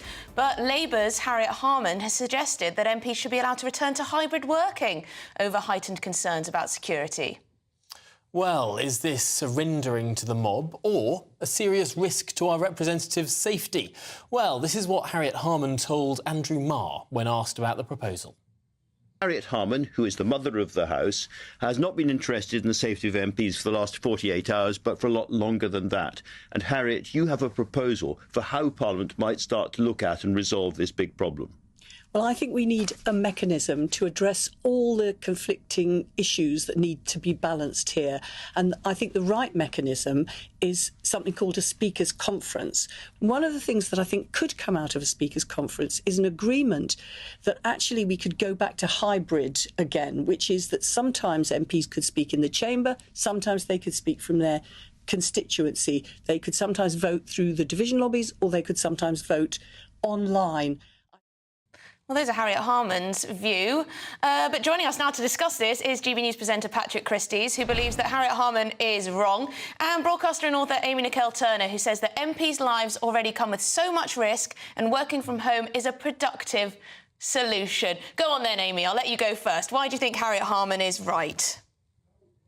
So in the last few weeks, I've sat with MPs on both sides of the House and I've heard about how utterly worried they are about going into Parliament. And I don't think that people have to be physically present to participate in democracy. And I don't think that has to be an expectation, because it's progressive for Parliament to be able to online vote. We've seen it during COVID, we've seen it work. And it's also really, really practical. Think about all the money we could save on the travel, on all the time we could save with people not having to be physically present. We have such an antiquated system anyway, and I think this could be a nice, helpful first step of making sure we have the best people in the best places who don't feel put off of the job because of things like intimidation, security threats, or even just practical reasons. Patrick, this could modernise and improve Parliament. The mental gymnastics that this lot have to do in order to avoid confronting the real issue. What we are seeing here, and let's be honest about it, is the left cowering away from the devastating consequences of their own ideology. They welcome these extremists in, they let this ideology fester, and now they are running scared from it. And they're running scared from it at the taxpayers' expense, by the way. They were perfectly happy when this mob was voting for them, and now there's a bit of pushback. They want to sit in a probably taxpayer-funded bunker with bulletproof glass and hide away from it. You know, this £31 million package, we'll add that, shall we, to the £25 million it's cost to police all of these marches. That equates to £56 million.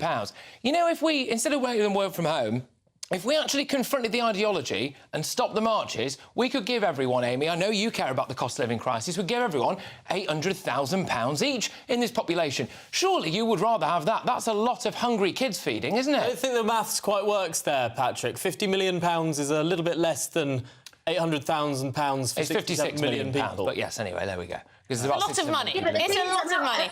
Amy, is this all a bit of a distraction from the real issue, and that is that our MPs have allowed an ideology to fester whereby we have extremist activists threatening our politicians? They've allowed this to happen on their watch. Right, dealing with extremism is one thing. Let's put that over there and we can deal with that. But then what we're talking about today is changing the parliamentary process so that people can work from home in a hybrid model, which would make things much more... We saw it during Brexit. Things were so divisive that people felt too intimidated to come in. So if we could just make it more safe, more practical, then it's just a better move. Also, Westminster's in desperate need of glow up.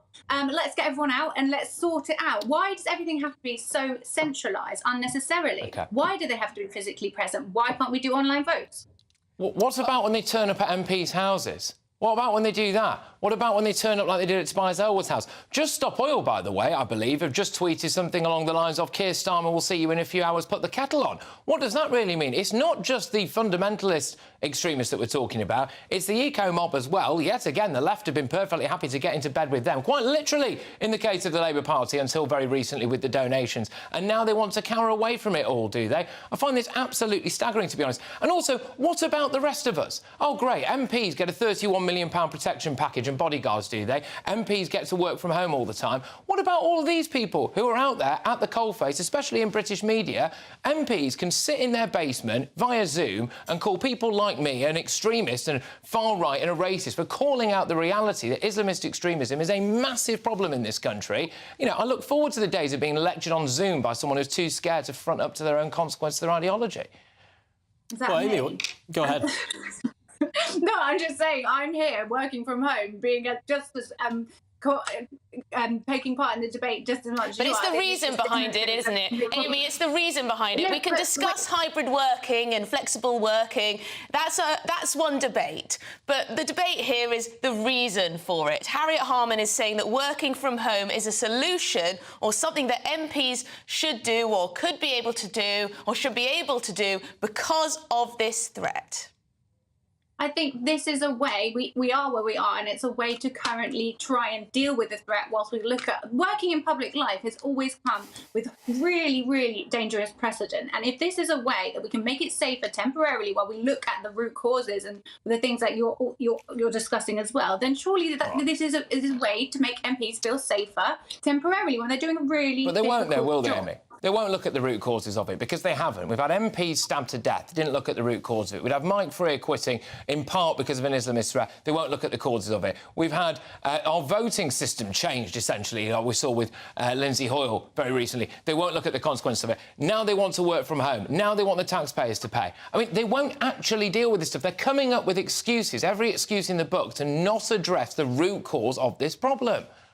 But I agree with you, but it's been in the Conservative government have put less into dealing with extremism and the planning for extremism. But I think we're talking about two separate things. We're talking about hybrid parliament, which could completely work. But why are we talking about it? But why are we talking about it? Well, yeah, that's a good point. And this has been provoked by what we've seen recently. But this isn't the first time that we've had people feeling intimidated about going into Parliament. Like I said, it happened over Brexit. But then what we saw during COVID was that online hybrid working, hybrid voting can really work. So if it works, why don't we just put it to use for now? But Amy, did it work during COVID? Because there is this sort of weighty sense that legislation should matter, that there should have a sort of weight to changing the law in this country, to changing the way in which people are allowed to do things or otherwise. Just tapping a phone from your living room or your kitchen doesn't perhaps attach the amount of substance that changing law in countries should have. That feels like a bit of a sentimental, antiquated way of looking at it. Surely that's just a mindset. We do absolutely everything online. The only argument I can really see against this is a cybersecurity one. That's honestly the only thing. Otherwise, I'm surprised though, Amy. I would have thought that you would think that MPs should face up to protesters, should go into Parliament and face up to the people that disagree with them instead of cowering at home. Why would I think? I would never think that MPs should be putting themselves in danger. If you say it's antiquated, you know what? I long for the days of the antiquated political system where MPs could go in and conduct a variety of different committee hearings and vote without a baying mob outside, putting genocidal slogans on the side of Big Ben, hammering them whether it's or not in the street, whether they're out for a meal with their friends or whatever. Yeah, if that is antiquated, then I long for it, Amy. I long for it. Amy, last word. No, I'm just thinking, we want to save MPs money. It's just easier. It's not about this subject that we keep veering into. It's about hybrid model working in the future for a more productive. Well, why do they need bodyguards then? Well, we're going to have to end it there. Thanks, guys. GB News presenter Patrick Christys and, of course, Amy Nicole Turner. Thank you very much indeed for that feisty debate. Yes, I think I should just make one slight Are you correcting Patrick's maths? correction to some My maths. Don't correct it. 67 million people in the UK, £56 million spent so far on the... That's 83p, Patrick. Each. 83p each. OK, 83p. Fine, whatever, It's Tom. still a lot of money. It's still a lot of money. We'll give you that. We'll give you that. You could almost get an ice cream for that. Yeah. I won't stand for bullying of our fellow presenters. No, No, good. Well, let's move on. Just hours after Prince Harry lost a High Court battle over his security levels in the UK, the Duke has released a charity video message. We'll hear what he has to say. But first, it's your news headlines with Sophia.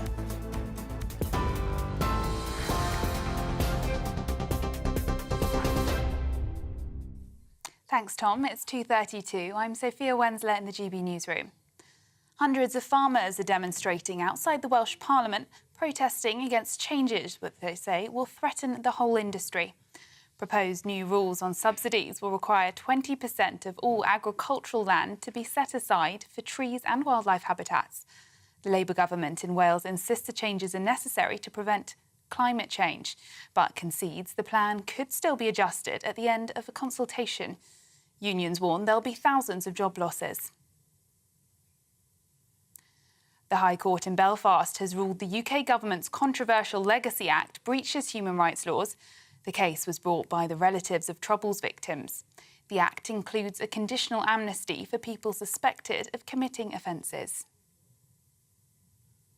MPs facing threats to their safety will get extra security as part of a new £31 million government package. It follows growing concerns over MPs being targeted by protesters since the outbreak of the Israel-Hamas war. The Home Office says the package would be used to increase private sector security provisions, with all elected representatives to have a dedicated named police contact to liaise with.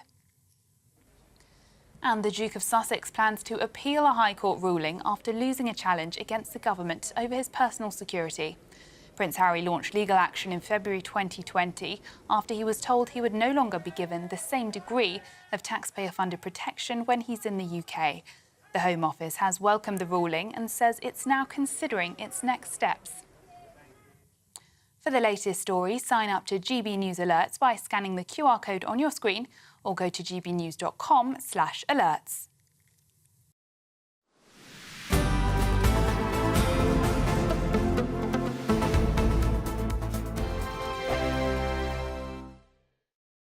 Join us every night on GB News at 11 p.m. for Headliners, which is 3 top comedians going through the next day's news stories, which is exactly what you need, because when the establishment has gone crazy, you need some craziness to make sense of it. Headliners. You don't have to bother reading the newspaper. We've got it covered for you. Every night at 11 p.m. and repeated every morning at 5 a.m. We won't send you to sleep like some of the other paper review shows out there. So join us 11 p.m. every night on GB News. The People's Channel, Britain's news channel. The Camilla Tominey Show, Sunday mornings from 9:30. I appreciate the story isn't in today's papers, but it has been running all week, and it's this row over the use of nitrogen hypoxia to kill this man who was on death row in Alabama. Yeah. And it's been linked back to you, and I wanted to ask you about it because this is intriguing, because you did a television show back in 2015 where you, I believe, tested this method of execution. Just tell me briefly about it, Michael. What happened? I didn't test this method of execution, and it was a bit longer ago than that. But what I did do was test hypoxia. So I tested various ways in which people are killed in the United States, and asked the question as to whether there was a more humane way of doing it.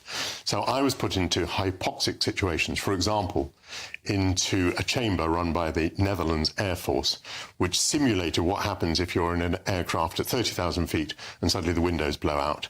And what happened to me was that I was almost instantly rendered incapable. As an experiment, I was trying to play with children's toys, putting triangle shapes into triangle spaces, and I was quickly unable to do that. I was asked, what is 9 minus 5? And I said 5. And then the officer who was with me, the Air Force officer who was wearing an oxygen mask, said to me, Michael, put your mask on or you will die. And I was incapable of putting my own mask on. Now, this suggested that hypoxia was very fast acting. Yeah. And that you had, obviously I was in no pain or anything like that. I was just completely unaware. By the way, this is why if you're on an aircraft and it depressurizes, you must put your own mask on first. But of course, I can't go on and draw conclusions. No. We did not experiment with nitrogen. But what I can say is it was evident to me that hypoxia renders you incapable almost instantaneously. I think the most exciting bit for me is talking to people. People who I think are ignored often by the major news channels. We're going to give news they want to hear. There's a voice there that needs to be heard. I think there's a chance here for a diversity of opinion to be expressed, which you don't find elsewhere. It's really exciting. We don't hold back. We're free to say how decisions that are taken here affect us all around the country. Only on GB News, the People's Channel, Britain's news channel.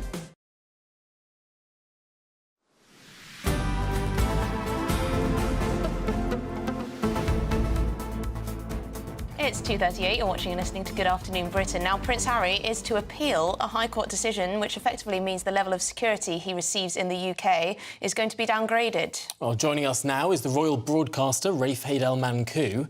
And Rafe, this is a more complicated story than it appears in first description, because Prince Harry isn't just after security, he's after a very specific form of security. That's right. I mean, fundamentally, I think the most salient issue here for GB News viewers about this ruling is, should the British taxpayer provide non-working royals with the same level of security as working royals? Now, RAVIC, which is the body that makes decisions on royal security, which comprises, senior members of the police, the Home Office, and in the royal household, they said no. Prince Harry said yes, and he said that by reducing his level of protection, RAVIC were treating him unfairly. Essentially, his lawyers were saying that they were biased because they have senior members of the royal household amongst its members influencing policy out of prejudice and perhaps in an attempt to punish Harry for abandoning his role and for his attacks on the monarchy in his documentaries and interviews and his memoir Spare. Now, the case of unfairness and prejudice is very hard for Prince Harry to make, because Prince Andrew also lost his security detail once he stopped being a working royal. Now, this was a High Court judicial review where the judge needed to rule whether RAVIC's decision was rational and justified. And the judge there, Sir Peter Lane, said, yes, it was. And he said that the procedure that RAVIC took was not unfair at all. And he actually criticised Prince Harry's lawyers. They claimed that RAVIC had failed to consider, for example, the impact that a proper attack would have on Prince Harry. And he said that was absurd. The core purpose of RAVIC is to consider just those sorts of issues. And it would be bizarre for them not to consider that. And he also said that it was silly for Prince Harry's team to claim that 28 days' notice was irrational, 28 days' notice to be given before he comes to the UK. He said that was perfectly fine for RAVIC to say that. So basically, in a nutshell, what does this all mean? It means Prince Harry has to accept that actions have consequences, and with privilege comes responsibilities. And his decision to abandon his duties and stop being a working royal means that he loses the privilege of having the same level of security as working royals. But of course, he is appealing this. Well, thank you very much indeed. We're going to have to keep it short and sweet there, but appreciate your time. Great summary. Rafe Haidel-Mankou, royal broadcaster, of course. Meanwhile, Prince Harry has appeared in a new video calling for Well Child Awards nominations. It came very soon after the High Court judgment, so some eyebrows raised, but let's have a listen. Well Child Awards is our chance to celebrate the extraordinary strength and spirit of young people with complex medical conditions from across the United Kingdom. It allows us to shine a spotlight on the resilience and positivity that they demonstrate every single day, and to recognise the incredible support from the families, friends and professionals around them. It is such a privilege to honour the immense courage and compassion of this incredible community. But to do that, we need you to take a moment and nominate the remarkable individuals who inspire you. Your involvement makes a huge difference, so please join us in celebrating the amazing superstars that will be recognised at the 2024 Well Child Awards. Oh. Well, our royal lovely video. It's a nice video. Our royal correspondent Cameron Walker joins us. This is just hours after the High Court ruling. Does that mean anything? Yeah, well, presumably this video was filmed before the High Court ruling came out, although it was certainly published post-ruling by Well Child, a charity, a UK charity which supports young people with complex medical conditions. Prince Harry's been patron for a number of years now. So they were the ones that posted it rather than Prince Harry's team. Perhaps the cynic in me would say, this is very interesting timing considering we've just had this judgment. Is this just going to propel this into the limelight? Because, of course, everybody's talking about this High Court case, which Rafe has summarised for us. I suspect, though, to be honest, that Well Child was just going to put this video out anyway. But what it does show us, and what I have seen from Prince Harry and his team over the last couple of months, is that they seem to be wanting to get away from this noise and playing the victim, which we have seen over the last couple of years with his Netflix documentary documenting his exit from the royal family. Then, of course, we had his memoir Spare, where he clearly accused members of the royal family of doing X, Y and Z, which made him feel bad and like a victim. Now they seem to very much be focusing on their charity work and kind of ignoring all the noise and the various legal cases that he's got going on. So it does now play into that narrative that, OK, he's appealing, but it's we've only had Prince Harry's lawyer say that he's appealing. We haven't had a statement from Prince Harry himself or indeed his spokesperson. So perhaps this is turning over a new leaf for Harry. But of course, it is all with the background of him taking the Home Office to court. Well, maybe. I'm sure he can mobilise a lot of support for some of these charities. That can only be a good thing. Thank you very much indeed, Cameron Walker, our royal correspondent. I have to say, if I were ever embroiled in legal trouble, I'd want to appeal again and again and again. Why? Because then you get people on television just saying, Tom Harwood is appealing. Sorry. I should dignify that even with a giggle. Anyway, let's take a look at this, because Just Stop Oil has just tweeted what appears to be a slightly ominous message to the leader of the opposition. In it, they say, hey, Keir Starmer, we will be with you in a few hours. Put the kettle on, kiss. What do you make of that? That is a hugely concerning message. I mean, what does it mean they're going to turn up to his family home? I think that's what it means, yes. Kettle sort of implies family home. Well, it implies they're coming in for a cup of tea. But, I mean, I suppose it could mean his office. It could be... In any way, they are going after him and want to intimidate him. And I suppose this gets back to Harriet Harman's point of MPs, they'll be safe if they're just in their homes. Yeah. As long as there is this sort of intimidation in our politics, it doesn't matter if MPs are in Parliament or in their family homes or anywhere else. This will happen. Some people will say it's ridiculous, it's just a tweet. But this is how people communicate now. This is how a lot of the threats are done. I can imagine. And if you read that, if I read that, hi, Emily Carver, we'll be with you in a few hours, put the kettle on, I'd be terrified. Keir Starmer's got young kids. Be finding somewhere else to go. They'll be leaving school in the next hour or so. I would be... Well, anyway, let's not encourage any bad behaviour. No, absolutely. But if I were Keir Starmer, I'd be so worried. I'd be calling my wife. I'd be perhaps changing plans.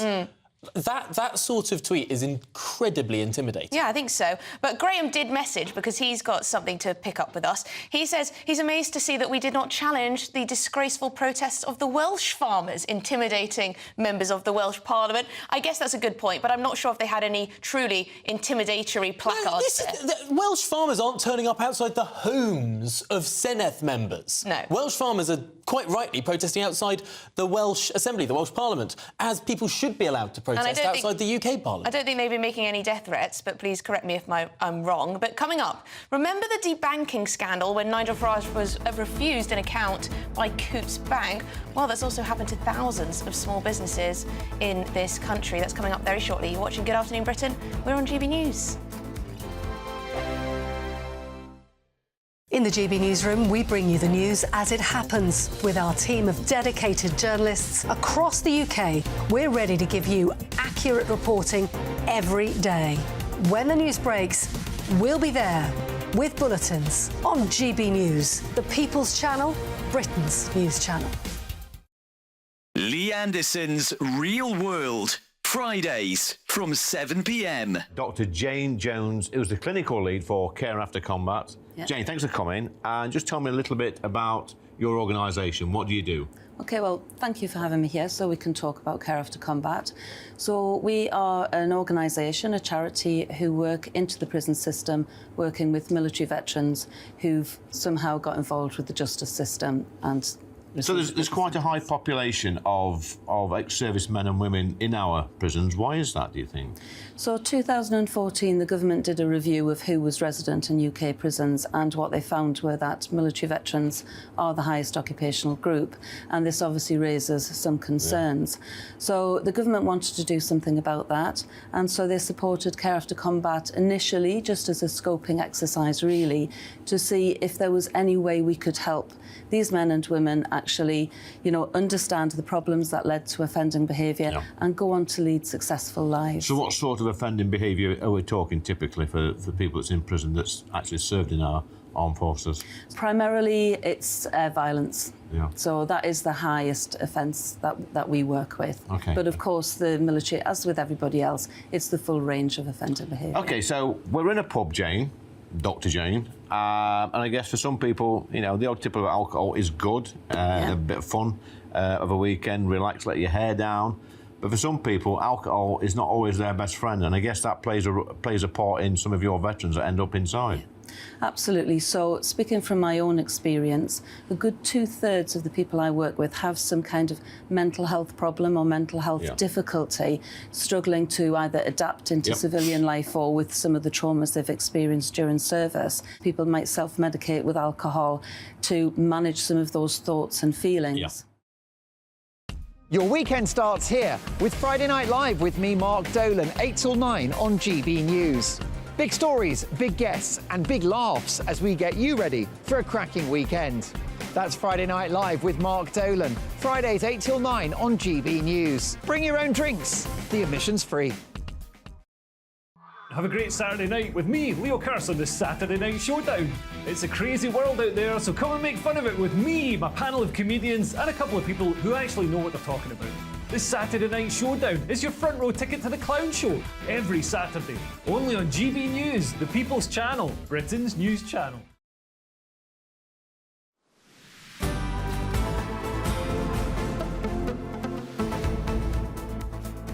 It's 2:49 and MPs have raised concerns over the treatment of small businesses by major banks after figures showed more than 140,000 accounts were shut down by lenders over the past year alone. Well, joining us now in the studio to explain all about it is our business and economics editor, Liam Halligan, with On the Money.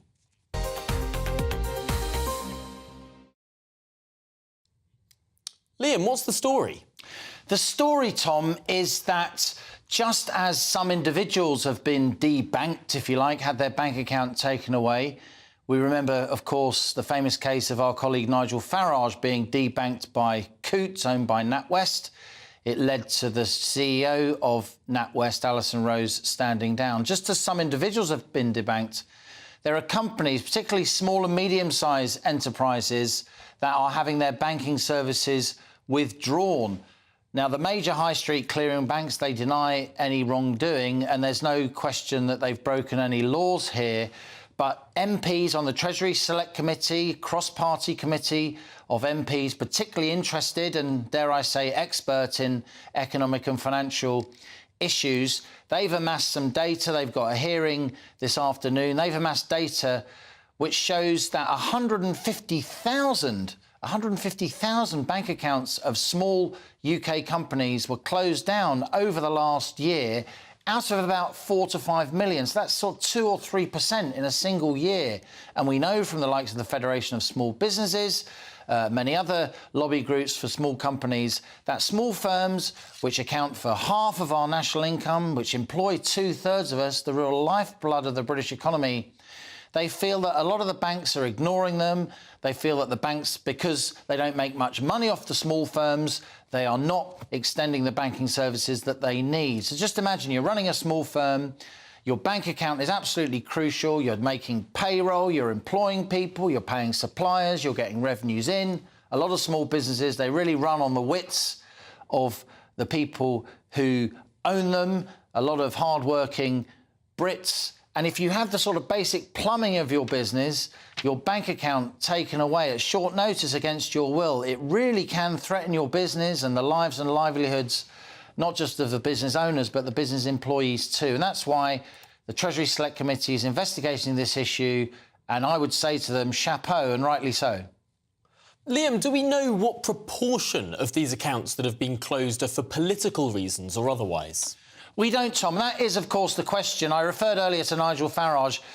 The question there was he closed down because he didn't have enough money for a ritzy-ditzy Coutts bank account, or because he was what we call a PEP, a politically exposed person? It turned out that in the end there was a huge internal Coutts dossier showing that Coutts employees, and this is pretty unanswerably true, didn't really like the cut of our colleague Nigel's jib politically, so they felt they should debank him.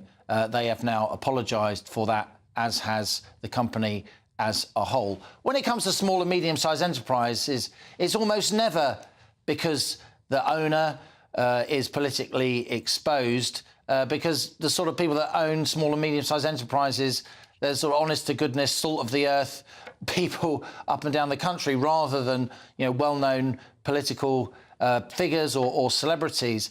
It's largely, Tom, I can surmise, because banks feel that there's not enough sort of financial meat, if you like, on the bone of operating banking services for small businesses. Long gone are the days where your local bank manager, a sort of Captain Mannering figure, would assess the worth of various local small businesses and offer them working capital, offer them loans in order to invest in those local small businesses and help them grow. That's how you get a lot of growth in many other economies, particularly the US, but also Germany here in Europe. Bank finance is really, really important to small firms growing and becoming medium-sized and big and then world-class, world-beating international firms. In the UK, while we're very, very, very, very good at starting small firms, inventing things, we're very entrepreneurial people, we're not very good at growing our businesses. And a big reason we're not very good at growing our businesses is because of a lack of bank finance for those small businesses. Loans to small firms can be expensive to monitor, expensive to administer, and that's why, for the most part, a lot of our UK banking giants steer clear of them. I personally think, personal view, that should change. Well, thank you very much indeed, Liam Halligan there, our business and economics editor. Right, well, that's it for today. Thank you for all of your views and keeping us company this afternoon. We've got Martin Dobney up next. Should we see what's going on his show? Fantastic show, fellas. Thank you very much. So, of course, Lee Anderson.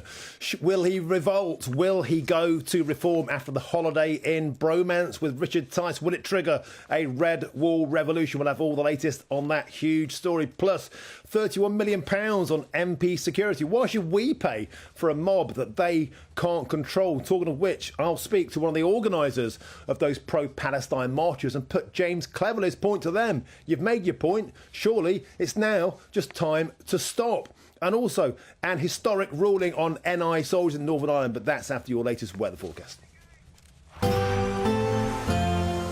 A brighter outlook with Box Solar, sponsors of weather on GB News. Hi there, it's Aidan McGibbon here from the Met Office with the GB News forecast. Cloudy for most of us today. Outbreaks of rain moving from west to east, but it will be milder compared with recent days. We've got a warm front moving in. That's bringing a slice of mild and moist Atlantic air, and it's bringing outbreaks of rain. The wettest weather through the rest of the day will be across Western Hills, especially Wales, North West England, and then later for Western Scotland. It does push its way southeastwards, so a spell of rain through the evening for the southeast, and then clearer spells for Scotland and Northern Ireland by the end of the night, albeit with a strengthening wind and frequent showers moving in. Colder here, but staying mild for England and Wales, and a damp start for much of England and Wales first thing Thursday. The rain does tend to push southeastward, so it dries up across Wales, the Midlands, and certainly a bright day to come for Scotland and Northern Ireland, albeit with those blustery showers and gales for the north and northwest of Scotland, and feeling cold in that wind, but it stays damp throughout the day across East Anglia and the south of England. 12 Celsius here, 6 or 7 in the far north and northwest. Then the colder air that exists in the northwest on Thursday pushes across the whole of the UK through Friday with a spell of rain, sleet and some significant hill snow for Wales and northern England, as well as later on for Scotland and Northern Ireland. That clears through. Drier conditions for many on Saturday and Sunday and milder in the south. That warm feeling inside. Now then, Lee Anderson here. Join me on GB News on my show, The Real World, every Friday at 7 p.m. I'm not eating bloody cat. Are you Delicious. mental? Open your mouth. OK, here comes a train. Reminds me of the scene in Singing in the Rain. Adam, is that a good one? Whoa! Join me at 7 on GB News, Britain's news channel. GB News Breakfast. Every day from 6 a.m. Marnie says being sexy in business is entirely possible and maybe even better. Well, Marnie, this is something I say is true. I've had to live with this for quite a long time, and I think you can do both. Now, tell me, it's lovely to see you first of all. Thank you for having me. In all your gorgeousness. And you're telling me that often is regarded as something derogatory or something to hold you back. Is that right? It's just this really unfair thing, this really unfair narrative that women can't do both. Even men can do it, as you know, Eamon. You can do it. You can do it all. And I just think, you know, women are so multifaceted. They can be mothers, they can be sexy, they can be businesswomen, they can be silly, they can be all these different dimensions. And this press push that we have to limit ourselves to one category, it's just unfair. But do you think that is where some people may be wrong-footed or go wrong to underestimate you? Exactly. There is that saying, disarm with charm. So, you know, that there is that idea that people do look at someone who cares about how they look, who's perhaps a bit feminine, and underestimate them. But hopefully I proved that wasn't the case in the boardroom. And thank goodness for Karen Brady. She's definitely upped the glam stakes on the show. And if anybody can prove that you can be sexy and successful in business, I suppose it's her, really. But where do you think most of the criticism comes from? Because I have to say, hard to believe, but when I was younger, I certainly got a bit of this at my old employer, being told that I had to dress a certain way, not to be too sexy, which I found hugely you were told this by women. I was told this by a female boss who didn't like me wearing zips on the back of my dress. Not just me, but some of the other presenters there. And I took such offence. I felt like she thought that I was some sort of, I don't know what. Do you take offence when people are criticising you that, you know, in some way they think you're, I don't know? There's just no right answer. And as we said, I think Karen Brady is doing an excellent job at leading the charge that you can be glamorous and get the job done. GB News, unlike other broadcasters, isn't obsessed with the London-Westminster bubble. We think there's a nation beyond the M25, and that's why we talk about the issues that matter across the land. Join me on State of the Nation, 8 to 9 o'clock, Monday to Thursday, on GB News. Daisy's listening, and you should too. Wake up to the headlines with Headliners every morning at 5 a.m. We treat you to the day's biggest stories before anyone else, 7 days a week. You can catch up on everything you need to know before you've even had your kippers. Headliners every morning at 5 a.m, only on GB News, the People's Channel, Britain's news channel.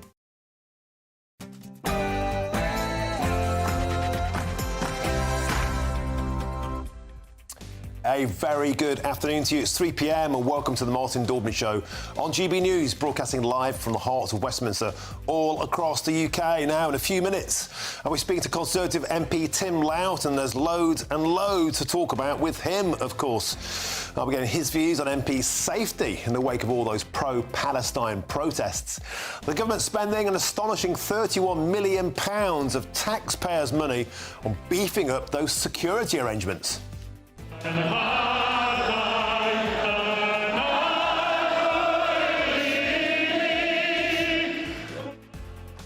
And the French say it with fire, the Welsh say it with a choir, because thousands of Welsh farmers are protesting outside the Senedd in Cardiff. And they say the government's net zero policies could kill off the farming industry altogether.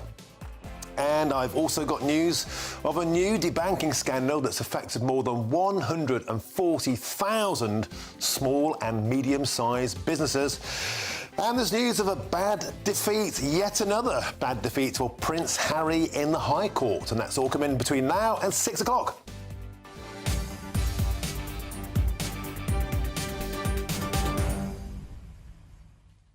Thank you for joining me on the show. As always, your company is a huge pleasure. Thank you very much. Now, get in touch all the usual ways. We've had a very lively week so far. gbviews@gbnews.com. We've got more on Lee Anderson, the man of the moment. Will he flip to reform? And historical red wall revolution could be coming. What do you think about 31 million quid on MP security? Haven't they created this mess through their inactivity, their refusal to deal with the mob on the streets? Why should should we pick up the tab? Let me know what you think. And also, we'll have one of the organisers of those pro-Palestine marches in the show later on. I'll be asking him, as James Cleverly did, you've made your point, surely it's now time to stop. Get in touch, but before that, it's your latest news headlines with Sophia Wensler.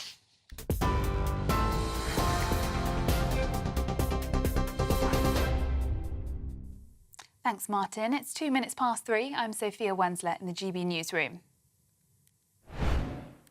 We start with some breaking news. 51-year-old Ian Packer has been found guilty of murdering Emma Caldwell, who disappeared almost 19 years ago in Glasgow. The 27-year-old's body was found in Limefield Woods in South Lanarkshire. Farmers are warning the whole industry is at risk if the Welsh Government goes ahead with proposed changes to subsidies.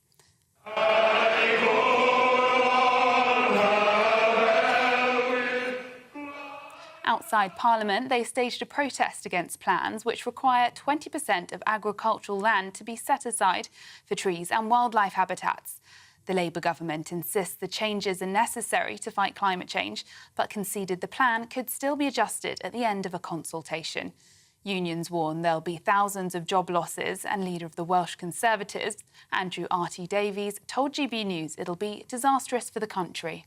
Well, let's not forget, people need food to survive and live on their everyday existence. So we're not talking about an industry here that isn't required to feed the nation.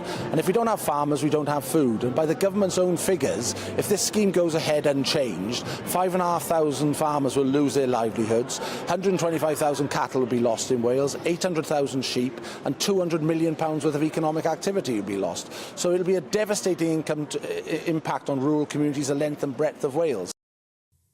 Former rugby referee and farmer Nigel Owens says the privilege of being at the protest is greater than when he was a referee. It's taken years and years of hard work to achieve that goal, to get in a small holding, a small herd of pedigree Herefords. And I do it because I care, because I'm passionate about the industry that we're in. Not just for our way of life, but without farmers there is no food. There can be no Six Nations game in Cardiff next Saturday against France if there is no referee. There can be no food on the table if there is no farmers. In other news, the Duke of Sussex plans to appeal a High Court ruling after he lost